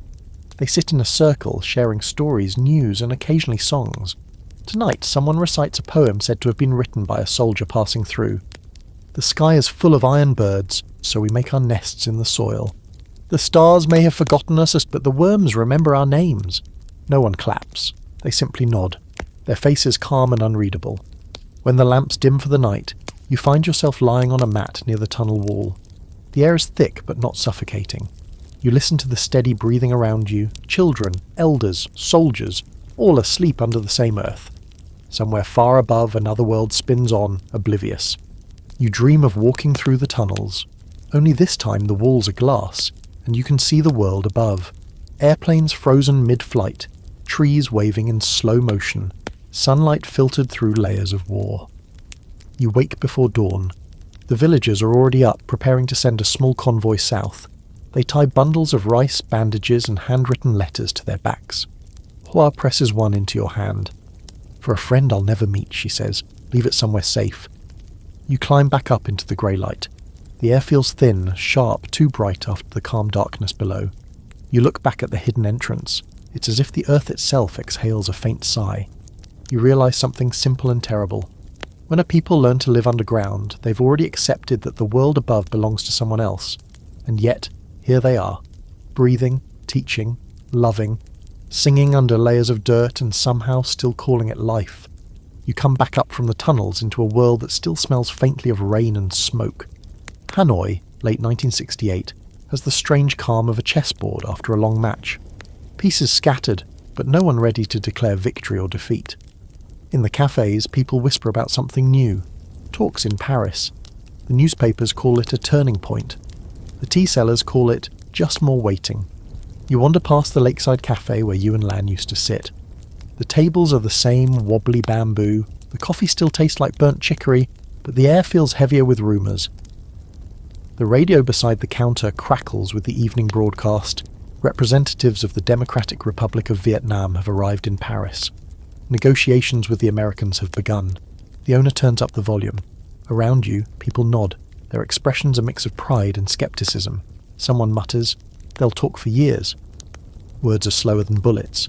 Still, for the first time in a long while, the idea of peace feels like something you can touch, even if it might cut you. You take the train south to Hatay province, where a delegation of students is preparing pamphlets explaining the negotiations. In a classroom with cracked plaster and maps patched by hand, a young instructor reads aloud from a pamphlet draft. "Our diplomats fight with reason, as our soldiers fight with courage." Her voice trembles slightly on the word reason. At night, the students gather around a radio. They listen to news from Paris, the words translating in their heads through layers of static. Le Duc Tho, the party's chosen negotiator, and the Americans' Henry Cabot Lodge trading accusations under chandeliers. The students imagine velvet chairs, polished shoes, and pastries that don't exist here. One of them laughs bitterly. "Imagine arguing about freedom while eating croissants." Here's your historical fact. The Paris peace talks officially opened in May 1968, but were bogged down for months over trivialities, including the shape of the negotiating table. It took nearly a year just to agree on seating arrangements between the United States, South Vietnam, North Vietnam, and the National Liberation Front. Your quirky fact: North Vietnam's negotiators refused to stay in Western hotels for fear of bugging and surveillance, so they rented a small house in a working-class Paris neighbourhood. They cooked rice on portable stoves, grew bean sprouts in jars by the window, and invited French leftists over for simple meals of tofu and cabbage. Diplomacy, Hanoi style, and your open debate, whether Paris talks genuine efforts toward peace or theatre for weary superpowers. Some scholars argue Hanoi saw the talks as a strategic pause, time to rebuild and reposition. Others insist Ho Chi Minh sincerely sought a diplomatic path before illness overtook him. The truth may be that peace itself had become another battlefield, fought with pens instead of guns. Back in Hanoi, you attend a small poetry reading in a bomb-scarred cultural hall. The event is called Voices of the New Dawn. The audience sits on bricks where chairs once stood. A young poet recites, "In Paris they speak softly of peace, while here the rain still falls through our roofs. The crowd doesn't clap. They inhale, hold the breath, then exhale together." That's applause enough. Outside, the sky's bruise-coloured. A drizzle begins, and with it, the distant drone of aircraft. The raid tonight is brief, almost half-hearted, as if the bombers themselves are tired.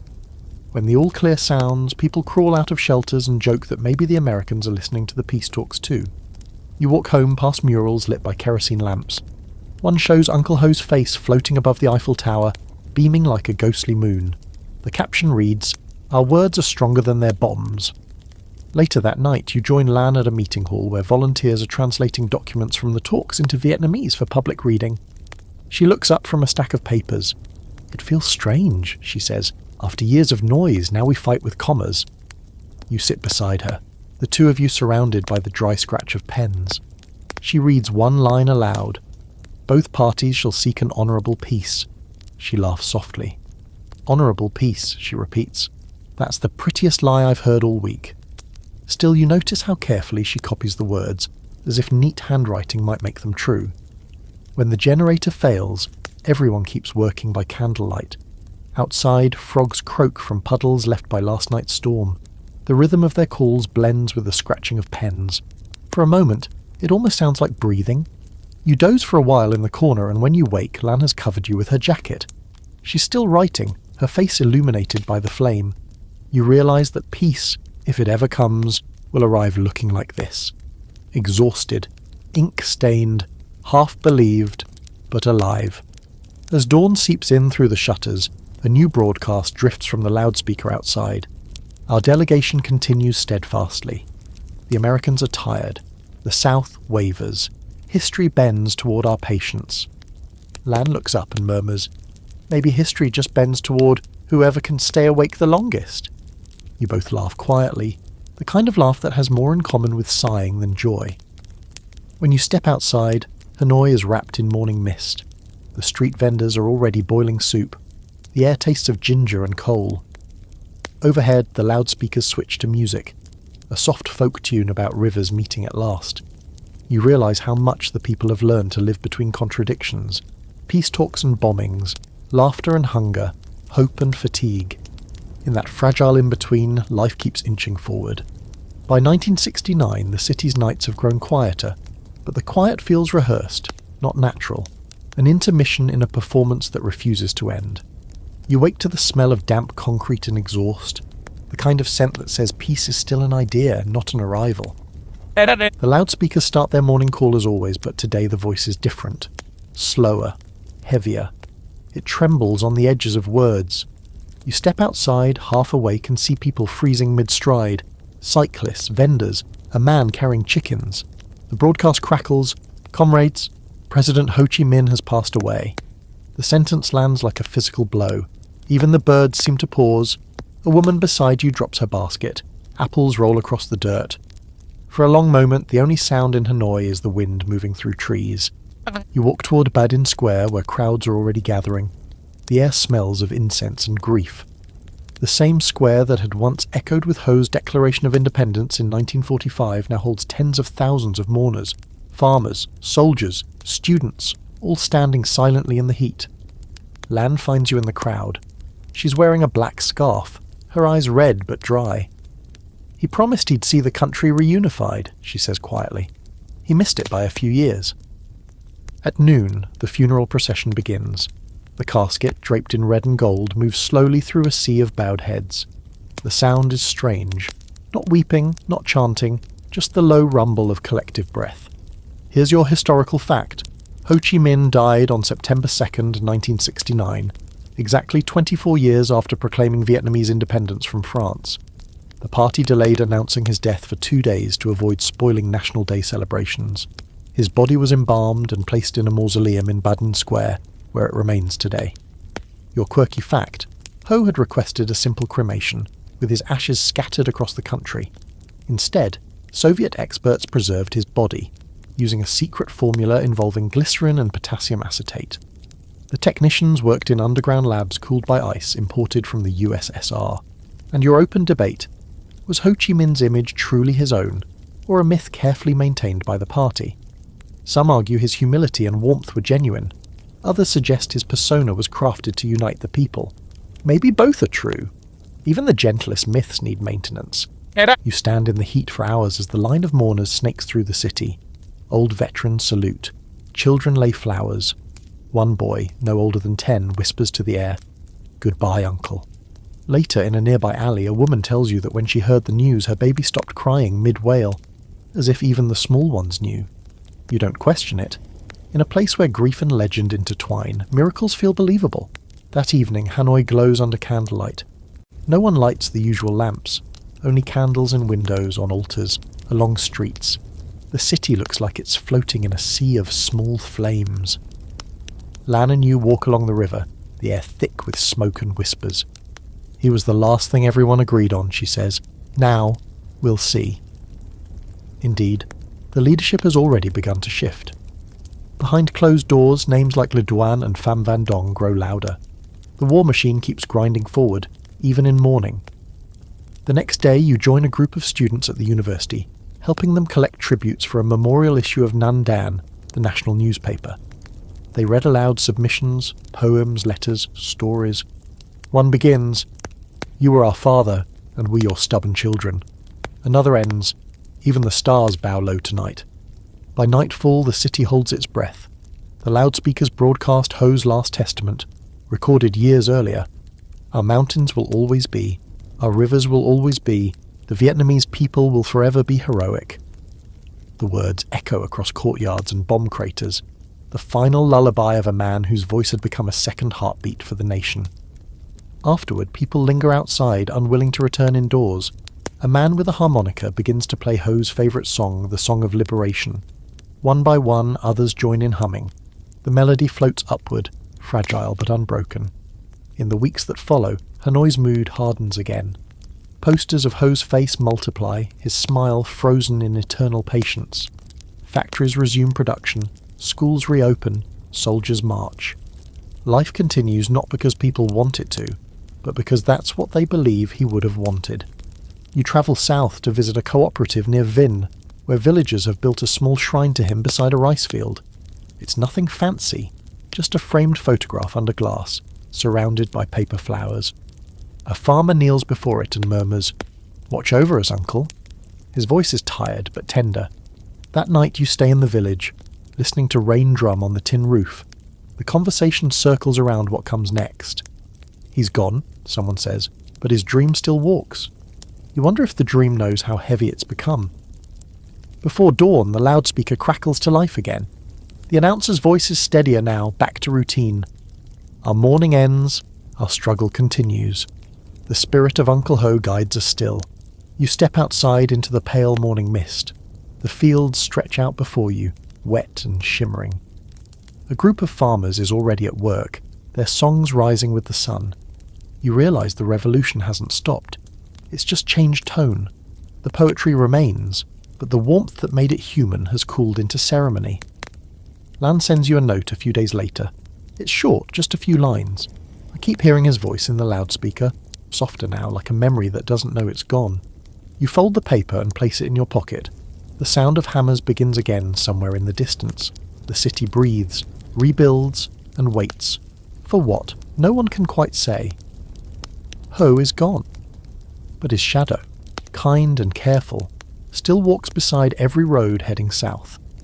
The air turns cold again, that brittle northern chill that creeps through your jacket and whispers that winter never left.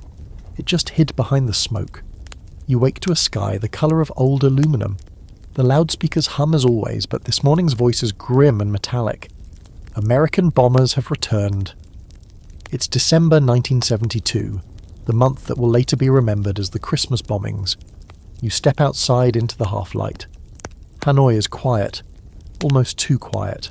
People move quickly but without panic, like veterans of apocalypse. They know the drill, where to run, how long to count before the next siren, how to tell by sound whether the jets are B-52s or Phantoms. You find Lan near the lake, helping children load sandbags. They said the Americans want peace, she mutters, her voice flat. Maybe this is what their peace sounds like. That night the world ends. Again. The first wave of bombers comes just after 8. The air vibrates with their approach, a deep hum that makes your ribs ache. You sprint toward a shelter beneath the post office, but the ground rises under you as the first bombs hit. Dust rains from the ceiling. Someone screams, someone prays, someone hums an old lullaby as the world shakes itself apart.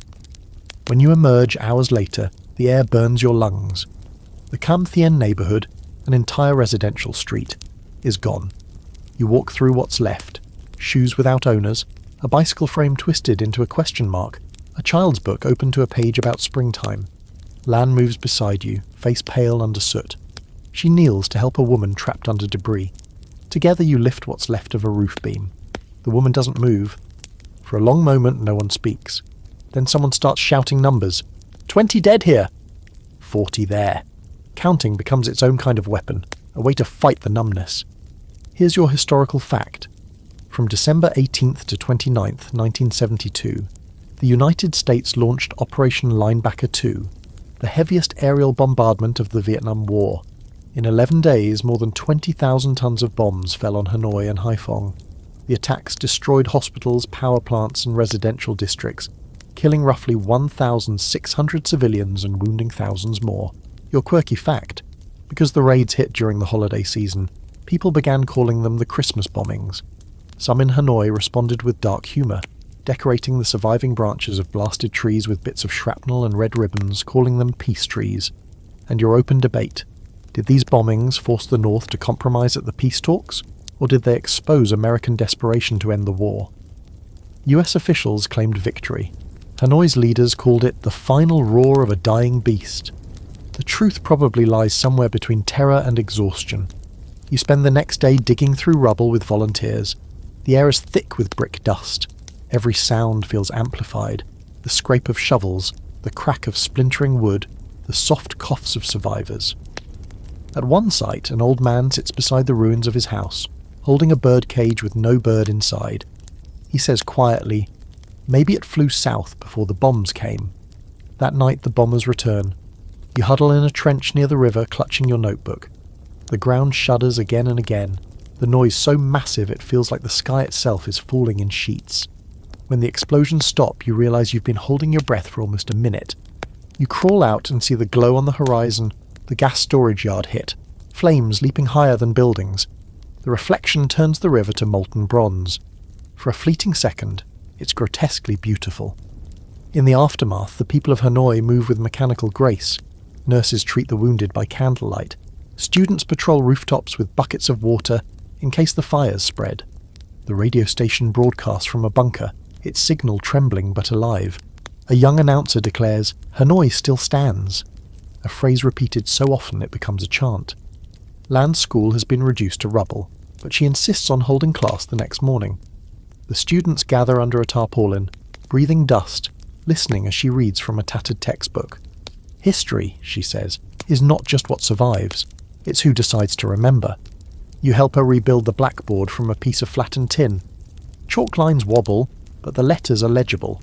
When a low rumble echoes overhead, no one even looks up. 2 days later, word spreads that the bombing has stopped. The Americans have called it off. The loudspeakers broadcast victory songs, but no one cheers. People simply nod, too tired to celebrate. At the mass gravesite near Cam Tien, incense smoke curls through the morning air. You see a sign someone has written in chalk on a broken wall. "We buried our dead, not our dignity." Lan stands beside you, her face streaked with dust and tears. "Do you think they'll ever know what they did?" she asks. You shake your head. Maybe knowing isn't part of their war. The city begins to rebuild. Again. Children collect metal fragments to melt into cooking pots. Artists sketch the ruins before they're cleared away, determined to preserve the shape of loss. A musician writes a new song, its refrain simple. "Hanoi in the flames still sings." It plays every morning on the radio, haunting and defiant. Weeks later, the negotiations in Paris resume with new urgency. The Americans talk about peace with honour. Hanoi calls it victory with sorrow. You walk through the quiet streets one evening, snow mist gathering over the rooftops. The smell of smoke still clings to everything. Clothes, hair, even the rice. You stop by the lake and see lanterns floating on the water, small flames drifting southward. Someone has written on one, "For those who lived, for those who didn't." You watch until the last light disappears around the bend. It's over, you think. But even as the words form, you know they're not true. Wars like this don't end. They just change temperature. Above you, the clouds break for a moment. The moon glows faintly through the haze, pale and unwavering, like an eye that's seen too much and refuses to close. You wake before dawn to the rarest of silences. No sirens, no hum of bombers, just the steady drip of water from the eaves and the muffled shuffle of feet on the street below. The air feels different, lighter somehow, as if even the dust has exhaled. On the morning broadcast, the announcer's voice wavers between disbelief and relief. "Comrades, the Paris Peace Accords have been signed. The war in Vietnam is officially over." The words drift through Hanoi like mist through bamboo. You step outside and find people standing motionless in doorways, radios pressed to their ears. It's January 1973, and the city is trying to remember what peace is supposed to feel like. For a heartbeat, it's beautiful.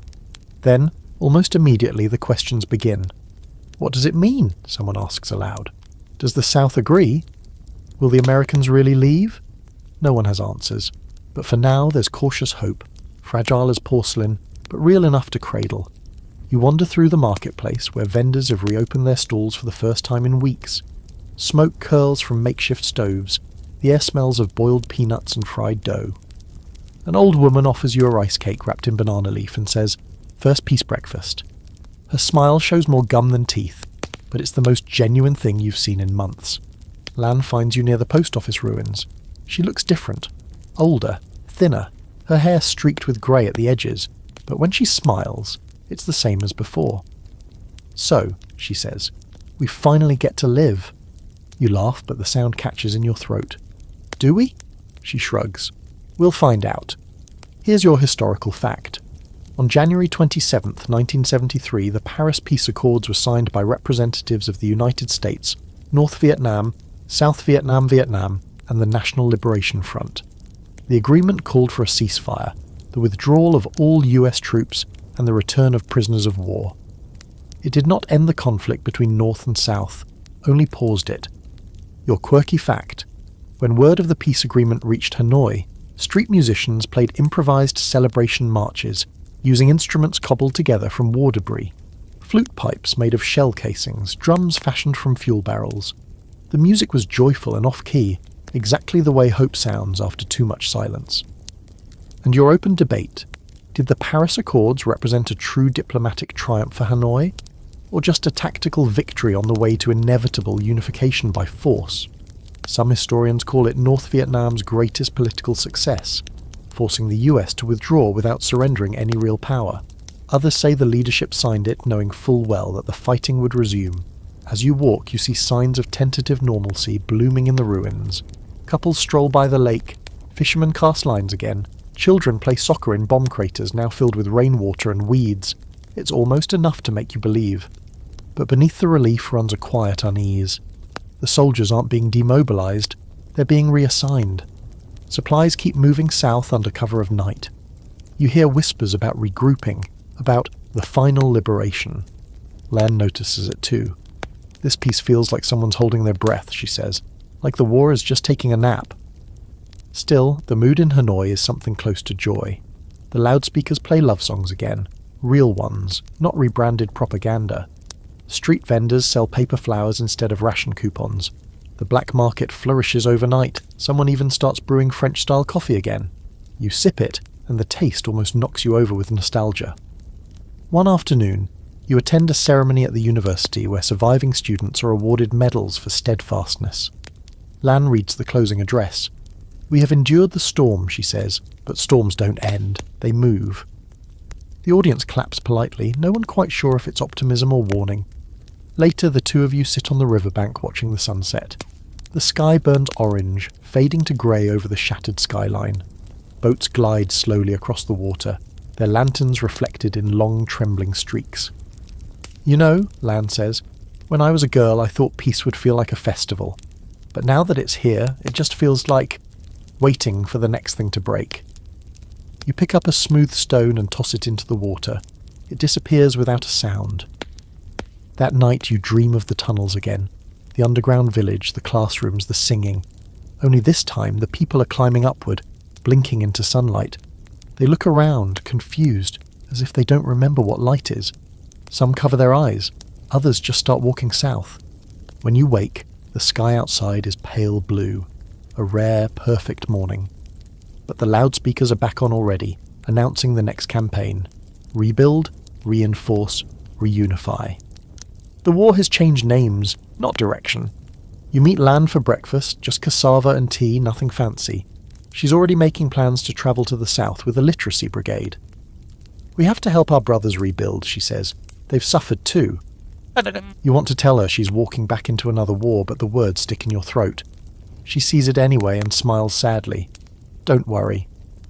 I'm good at surviving." When she leaves, the station is crowded with volunteers in olive drab, boarding trucks bound for the border. They wave and sing the same old song, "Our homeland, one river, one heart." You stand there until the last truck disappears in a haze of red dust. The city feels quieter after that. Or maybe you've just run out of illusions to hear. At dusk, the river reflects the lights of the rebuilt bridges. You think about how many times the world has ended and started again here, each time smaller, more fragile, more human. The radio plays softly from an open window nearby. Peace has come to Vietnam. But somewhere deep inside you, a small voice, tired, stubborn, whispers that the story isn't finished. You're standing on the edge of April, 1975, when the air in the north feels charged and uneasy, like the moment before a monsoon. Hanoi's streets are busier than you've seen them in years. Trucks rumble southward, loaded with supplies hidden under tarpaulins. Loudspeakers repeat the same phrase on endless loop. Final liberation is near. You walk through the city and feel something buzzing beneath the usual discipline, part anxiety, part disbelief. The markets are open again, but the sellers talk about nothing but rumours. Saigon collapsing, the Americans evacuating, southern soldiers surrendering by the hundreds. Every few hours someone shouts new news into the crowd, and everyone stops what they're doing to listen. You run into Lan by chance at the train station. She's wearing a new uniform, khaki again, but this time with red piping on the shoulders. She grins, breathless, exhilarated. "It's happening," she says. "They're calling it the Chien Dich Ho Chi Minh, the Ho Chi Minh campaign." You both laugh at the name, half irony, half awe. The man whose voice once promised unification from loudspeakers now lends his name to the operation that might finally make it real. You ask if she's going south again. She nods. "Teaching, nursing, anything they need. I want to see it end with my own eyes." The next morning you join her convoy as it rolls through the outskirts of Hanoi. The roads are muddy but alive, crowded with bicycles, ox carts and soldiers singing as they move. You catch fragments of their song. "We walk the trail through rain and bombs, now we walk into the sun." It's both victory march and lullaby. As you move south, you see the war's bones everywhere. Rusted tank shells half buried in rice paddies, bomb craters filled with green water, bridges rebuilt so many times they seem older than the land itself. And yet the people wave as you pass. Children run barefoot along the road shouting, "Thong Hat!" Unification. Here's your historical fact. The Ho Chi Minh Campaign was the final North Vietnamese offensive, launched in March 1975. It swept through the Central Highlands and down to the coast, overwhelming South Vietnamese defences. By April, Saigon was surrounded. On April 30th, North Vietnamese tanks crashed through the gates of the presidential palace. The war, at least officially, was over. Your quirky fact. Some North Vietnamese tank crews painted slogans on their armour before the final push. Phrases like "For Uncle Ho" or "Rolling to Reunification." One crew even welded a French colonial door to the front of their tank as makeshift armour, claiming "Old Empire protects New Revolution." And your open debate: did the fall of Saigon represent liberation, conquest, or both? For the North, it was vindication of 2 decades of struggle. For the South, it marked the loss of a fragile identity. To the world, it was the image of helicopters lifting off embassy rooftops, the end of one empire's story and the start of another's myth. By mid-April, your convoy reaches the edge of the Central Highlands. The roads twist through forests alive with the smell of damp soil and diesel. You stop for the night in a small village where soldiers share rice and cigarettes around a campfire. Someone pulls out a battered guitar and plays a tune that's been sung since the French War, its lyrics worn smooth with use. "We carry the land in our hearts, the sky in our eyes." Lan listens with her head tilted toward the flames. When the song ends, she whispers, "It's strange. I thought peace would sound louder." The next morning you push on. The air grows hotter, heavier. On the radio the reports are dizzying. Phan Rang fallen, then Nha Trang, then Bien Hoa. The South is unravelling faster than anyone imagined. You look around at the faces in the truck, the same disbelief, the same cautious joy. They all know the end has come, but none of them yet understand what ending means. By the time you reach the outskirts of Saigon, the horizon is smeared with smoke. The city looks like it's holding its breath.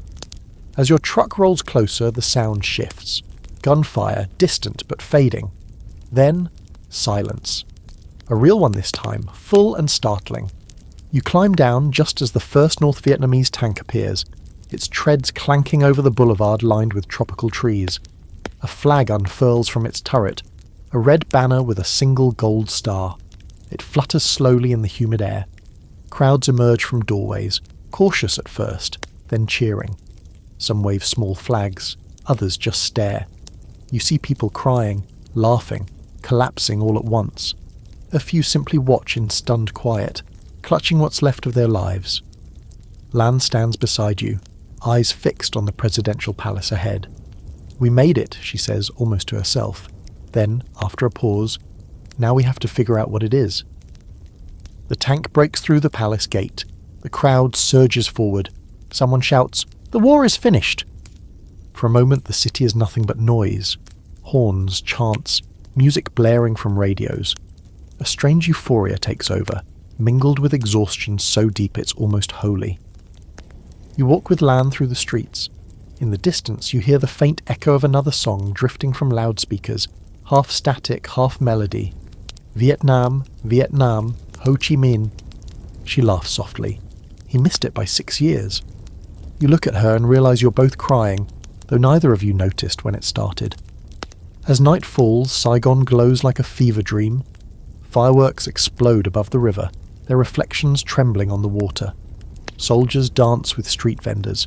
Someone offers you rice wine. Land toasts the air, to the end of waiting. You drink, and for the first time it doesn't taste like bitterness. But even as you stand there, you know it's not an ending, just a new page written in the same handwriting. Victory always demands another story to justify it. Still, for tonight, you allow yourself to believe the simplest thing. The guns are quiet, the sky is dark but empty of planes, and for the first time in a generation, the wind smells only of rain. The streets of Saigon smell like fresh paint and diesel. You wake to the low, constant hum of construction and slogans, an orchestra of rebuilding. The war is officially over, but the work of remaking souls has only just begun. The newspapers now call the city Ho Chi Minh City, though everyone still whispers Saigon, the name hanging in the air like an echo that refuses to fade. You step out into the morning heat.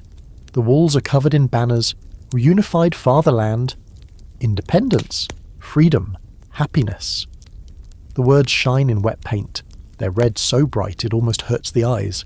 Street vendors are back, their stalls made from whatever survived the shelling. Corrugated tin, old doors, fragments of billboards. You buy a cup of thick coffee that tastes faintly of rust and memory. On the other side of the street, a line of people stretches around a building. A sign above the door reads, "Study session for re-education." Inside, the newly arrived cadres from the north are teaching revolutionary morality to former soldiers, clerks and journalists of the south. You peek in through the window. The room is packed. Men and women sitting stiffly on wooden benches, notebooks open, eyes glazed with a mixture of fear and fatigue. A young instructor at the front of the room is explaining the meaning of self-criticism. His voice is calm, rehearsed. "We must wash away the past," he says, "and rebuild the heart with truth. Here's your historical fact. After 1975, the new government of unified Vietnam established hundreds of re-education camps, where former South Vietnamese officials, soldiers and intellectuals were sent for political indoctrination. Some stayed for a few weeks, others for more than a decade. The camps were meant to reshape ideology, but they also became symbols of the price of victory.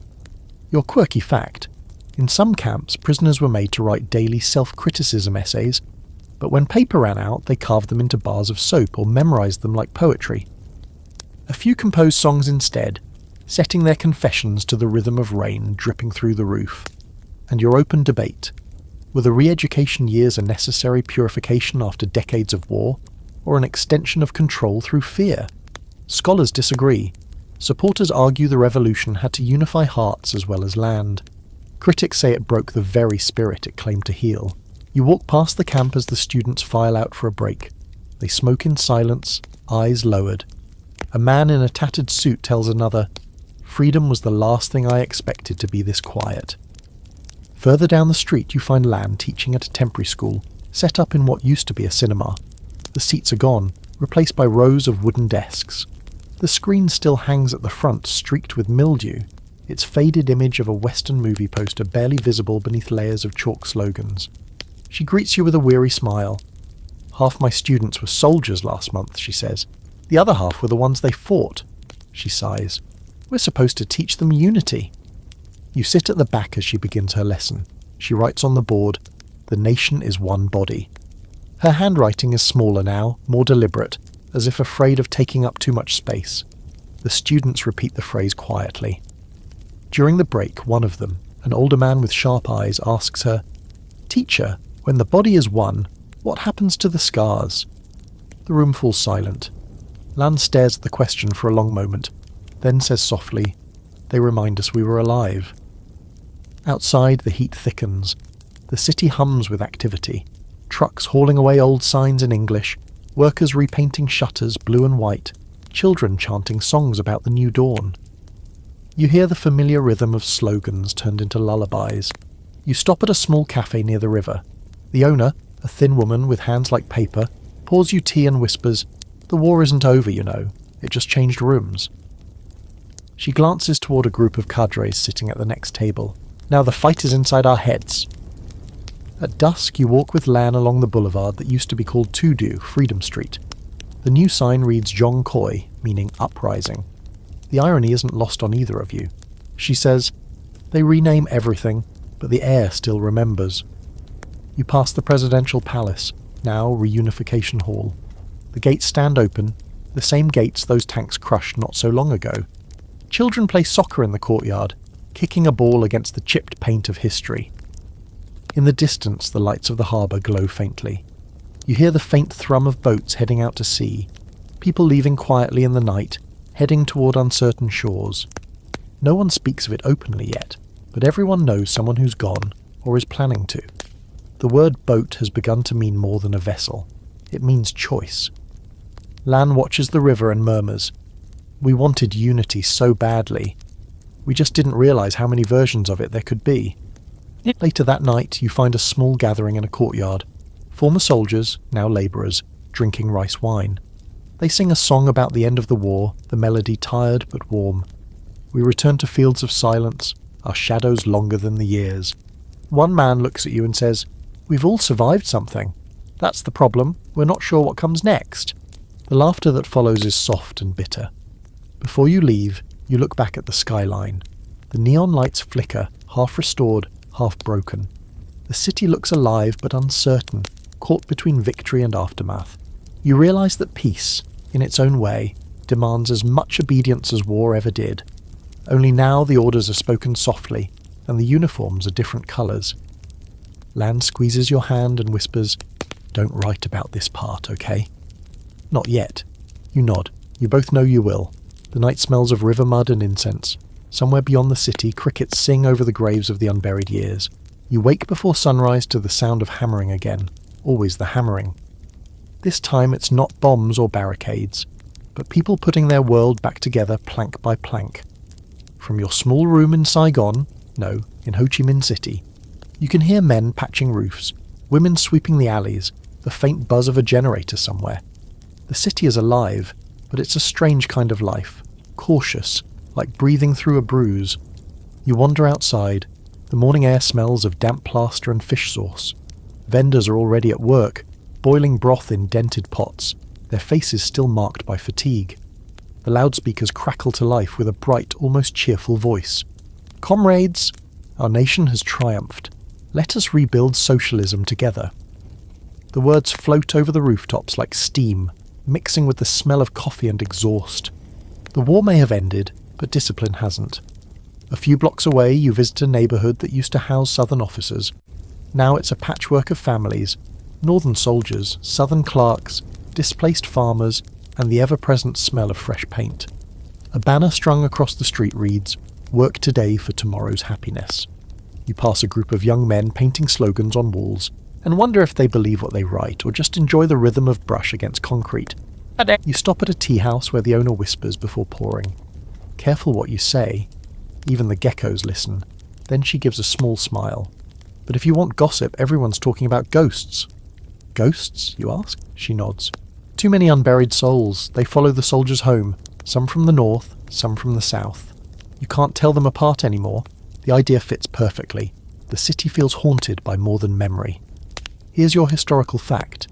In the late 1970s, northern Vietnam launched massive reconstruction efforts.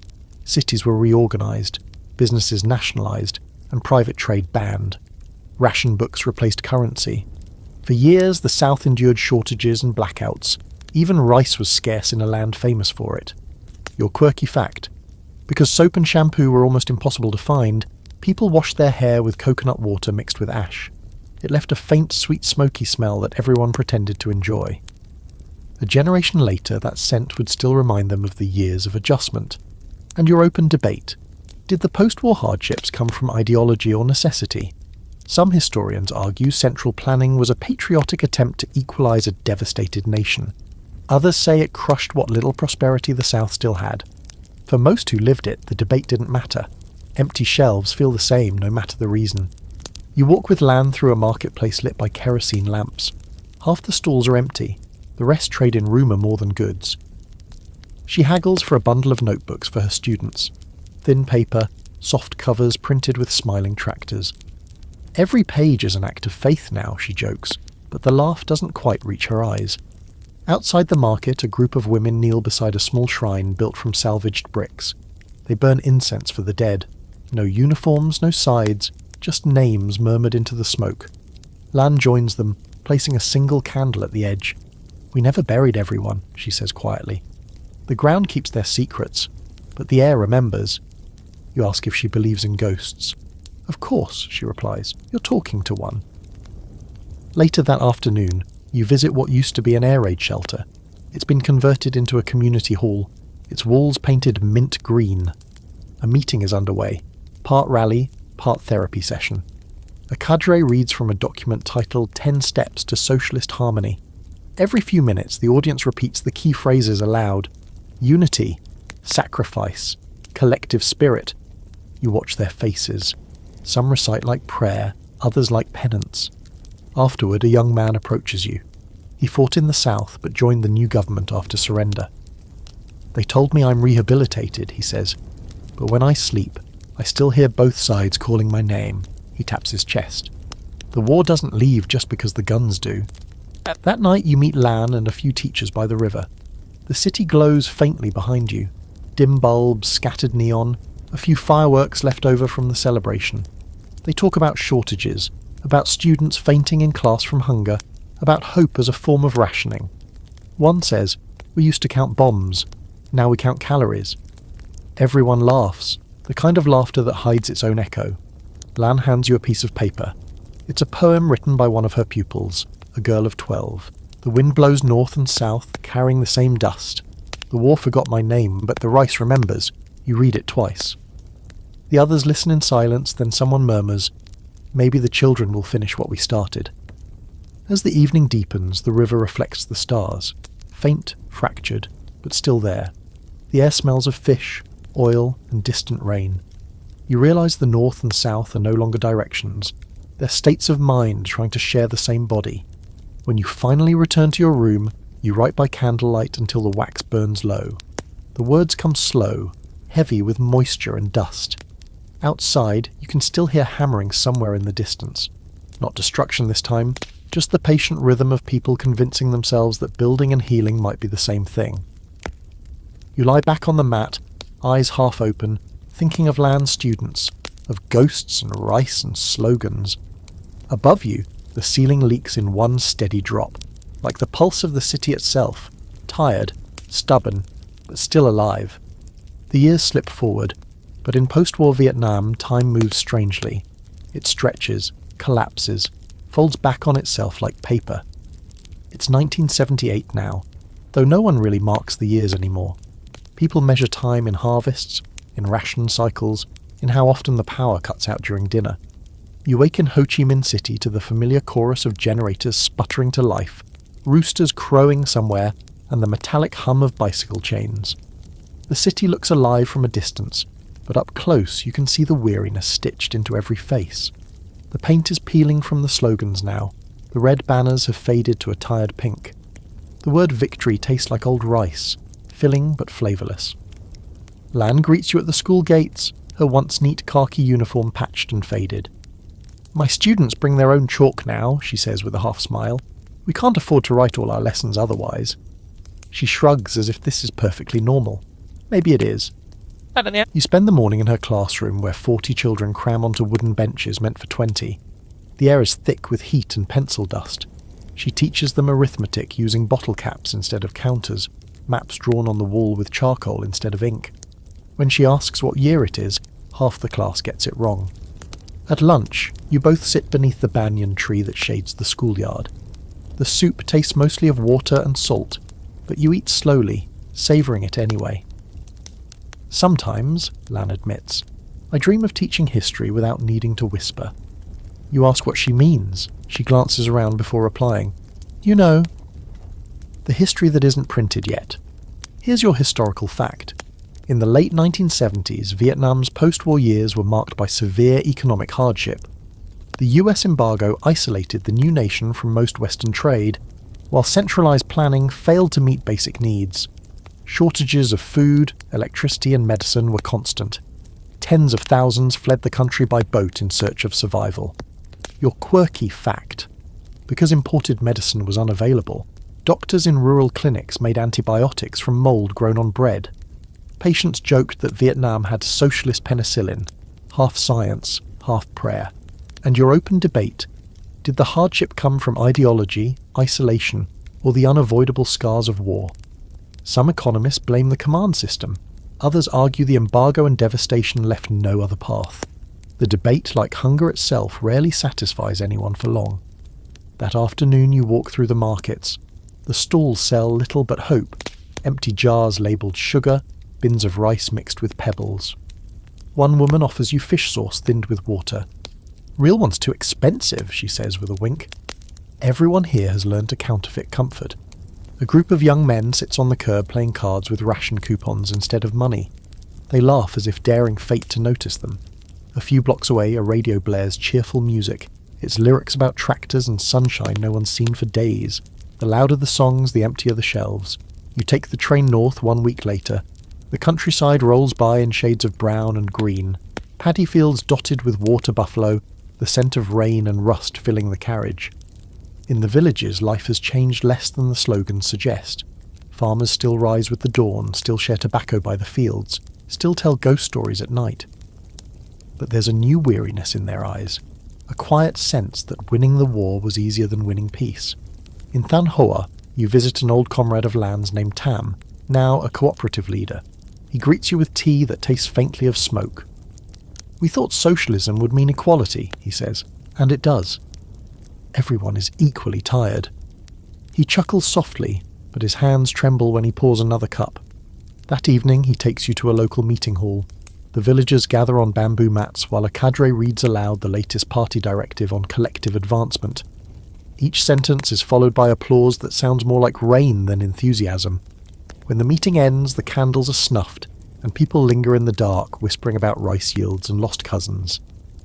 Outside, you walk with Tam under a sky thick with stars. "Do you ever wonder," he asks, "if peace is just another kind of war, one you fight with patience instead of bullets?" You don't answer right away. The air smells of damp soil, of growing things that refuse to die. "Maybe," you say finally, "but at least this war lets you sleep at night." He nods, if you can call it sleep. Back in the city weeks later, Lan tells you she's heard that some of her students' families are planning to leave by boat. "They think the sea is kinder than the land," she says. "I can't tell them they're wrong." She pauses, then adds quietly, "Every time one disappears, I feel a little lighter and a little more afraid." That night you walk to the docks. The river smells of fuel and salt. In the distance you see faint silhouettes of fishing boats slipping into the mist, ghosts heading toward a horizon that doesn't promise much, just elsewhere. You stand there long after they vanish, listening to the creak of ropes and the soft lap of waves. Somewhere behind you, a loudspeaker announces another 5-year plan, another promise that things will get better soon. The words drift across the water and scatter. You realise this is the rhythm of post-war life, the space between belief and resignation, hope spoken softly enough not to be overheard. When you return to your room, you find a note from Lan on your desk. "My class is planting rice tomorrow. The soil still smells of gunpowder, but it grows, and so must we." You place the note under your pillow. Outside, the hammering has stopped at last. The city sleeps, restless but unbroken. The monsoon comes early that year, heavy and relentless. By dawn, the alleys of Ho Chi Minh City are rivers of mud, the colour of coffee left too long in the cup. The rain drowns the loudspeakers for once, turning their daily slogans into soft, distorted murmurs. You sit by your window, watching the storm turn the city to watercolour. Edges blurred, colours running together until north and south, old and new, seem indistinguishable. Lan arrives soaked, clutching her notebook against her chest. "The roof at school finally gave up," she says with a crooked grin. "The children are using buckets to catch rainwater between lessons. They say it's science class." You make her tea from the last of your sugar. She blows on it, steam curling around her face. "You know," she says, "I used to think we were building a new world. Now I think we're just learning to patch the old one better." Outside, the rain thickens. Water runs down the walls like sweat. Somewhere in the distance, a generator sputters, then dies. The silence that follows is deep and almost kind. Here's your historical fact. In 1979, Vietnam found itself at war again, this time with Cambodia, and soon after with China. The invasion to overthrow the Khmer Rouge strained an already exhausted country. Chinese forces crossed the northern border in retaliation, bombing towns like Lang Son and Lao Cai. The generation that had fought for peace was sent to fight again. Your quirky fact: during the brief but brutal Sino-Vietnamese War, Vietnamese villagers hung wind chimes made from empty artillery shells at their doors. When the wind blew, they rang out like bells, warning of approaching planes, or perhaps just reminding the living that sound still meant survival. And your open debate: did these new wars represent defence or overreach?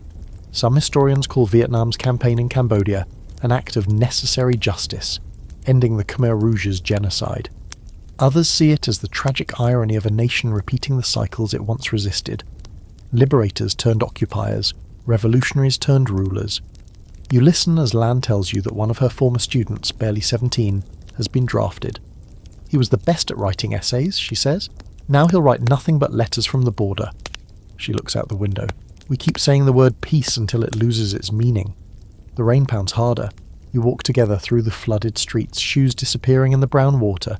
People wade by with baskets on their heads, laughter cutting through the downpour. Even now, laughter remains the city's most stubborn habit. At the corner of what used to be To-Do Street, a small crowd gathers around a man playing a battered guitar. His voice rises above the rain, rough but steady. We won. We lost. We live between the two. Lan closes her eyes as if to memorize the tune. That's the sound of history, she says. Off-key, but ours. You make your way to the docks again. Refugee boats still leave under cover of night, despite government patrols.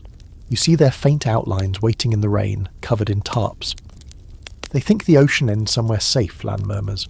Maybe that's faith, or maybe it's just geography. The following week you travel north to Hanoi for the first time in years. The city feels both familiar and foreign. The wide boulevards are still lined with banyan trees, but their roots now crack through old bomb craters filled with water. The smell of coal smoke mixes with the sweetness of ripening guava. The capital is quieter than Saigon, tidier, more solemn. Everywhere the portraits of Uncle Ho still smile down from walls, faded but unforgotten. You visit his mausoleum, the line of mourners endless even after all these years. People bow their heads, shuffle forward, and leave flowers that wilt faster than they can be replaced. The guards stand motionless in white uniforms, their faces expressionless. Inside, the air is cold, heavy with disinfectant. Ho Chi Minh lies beneath glass, illuminated by soft light.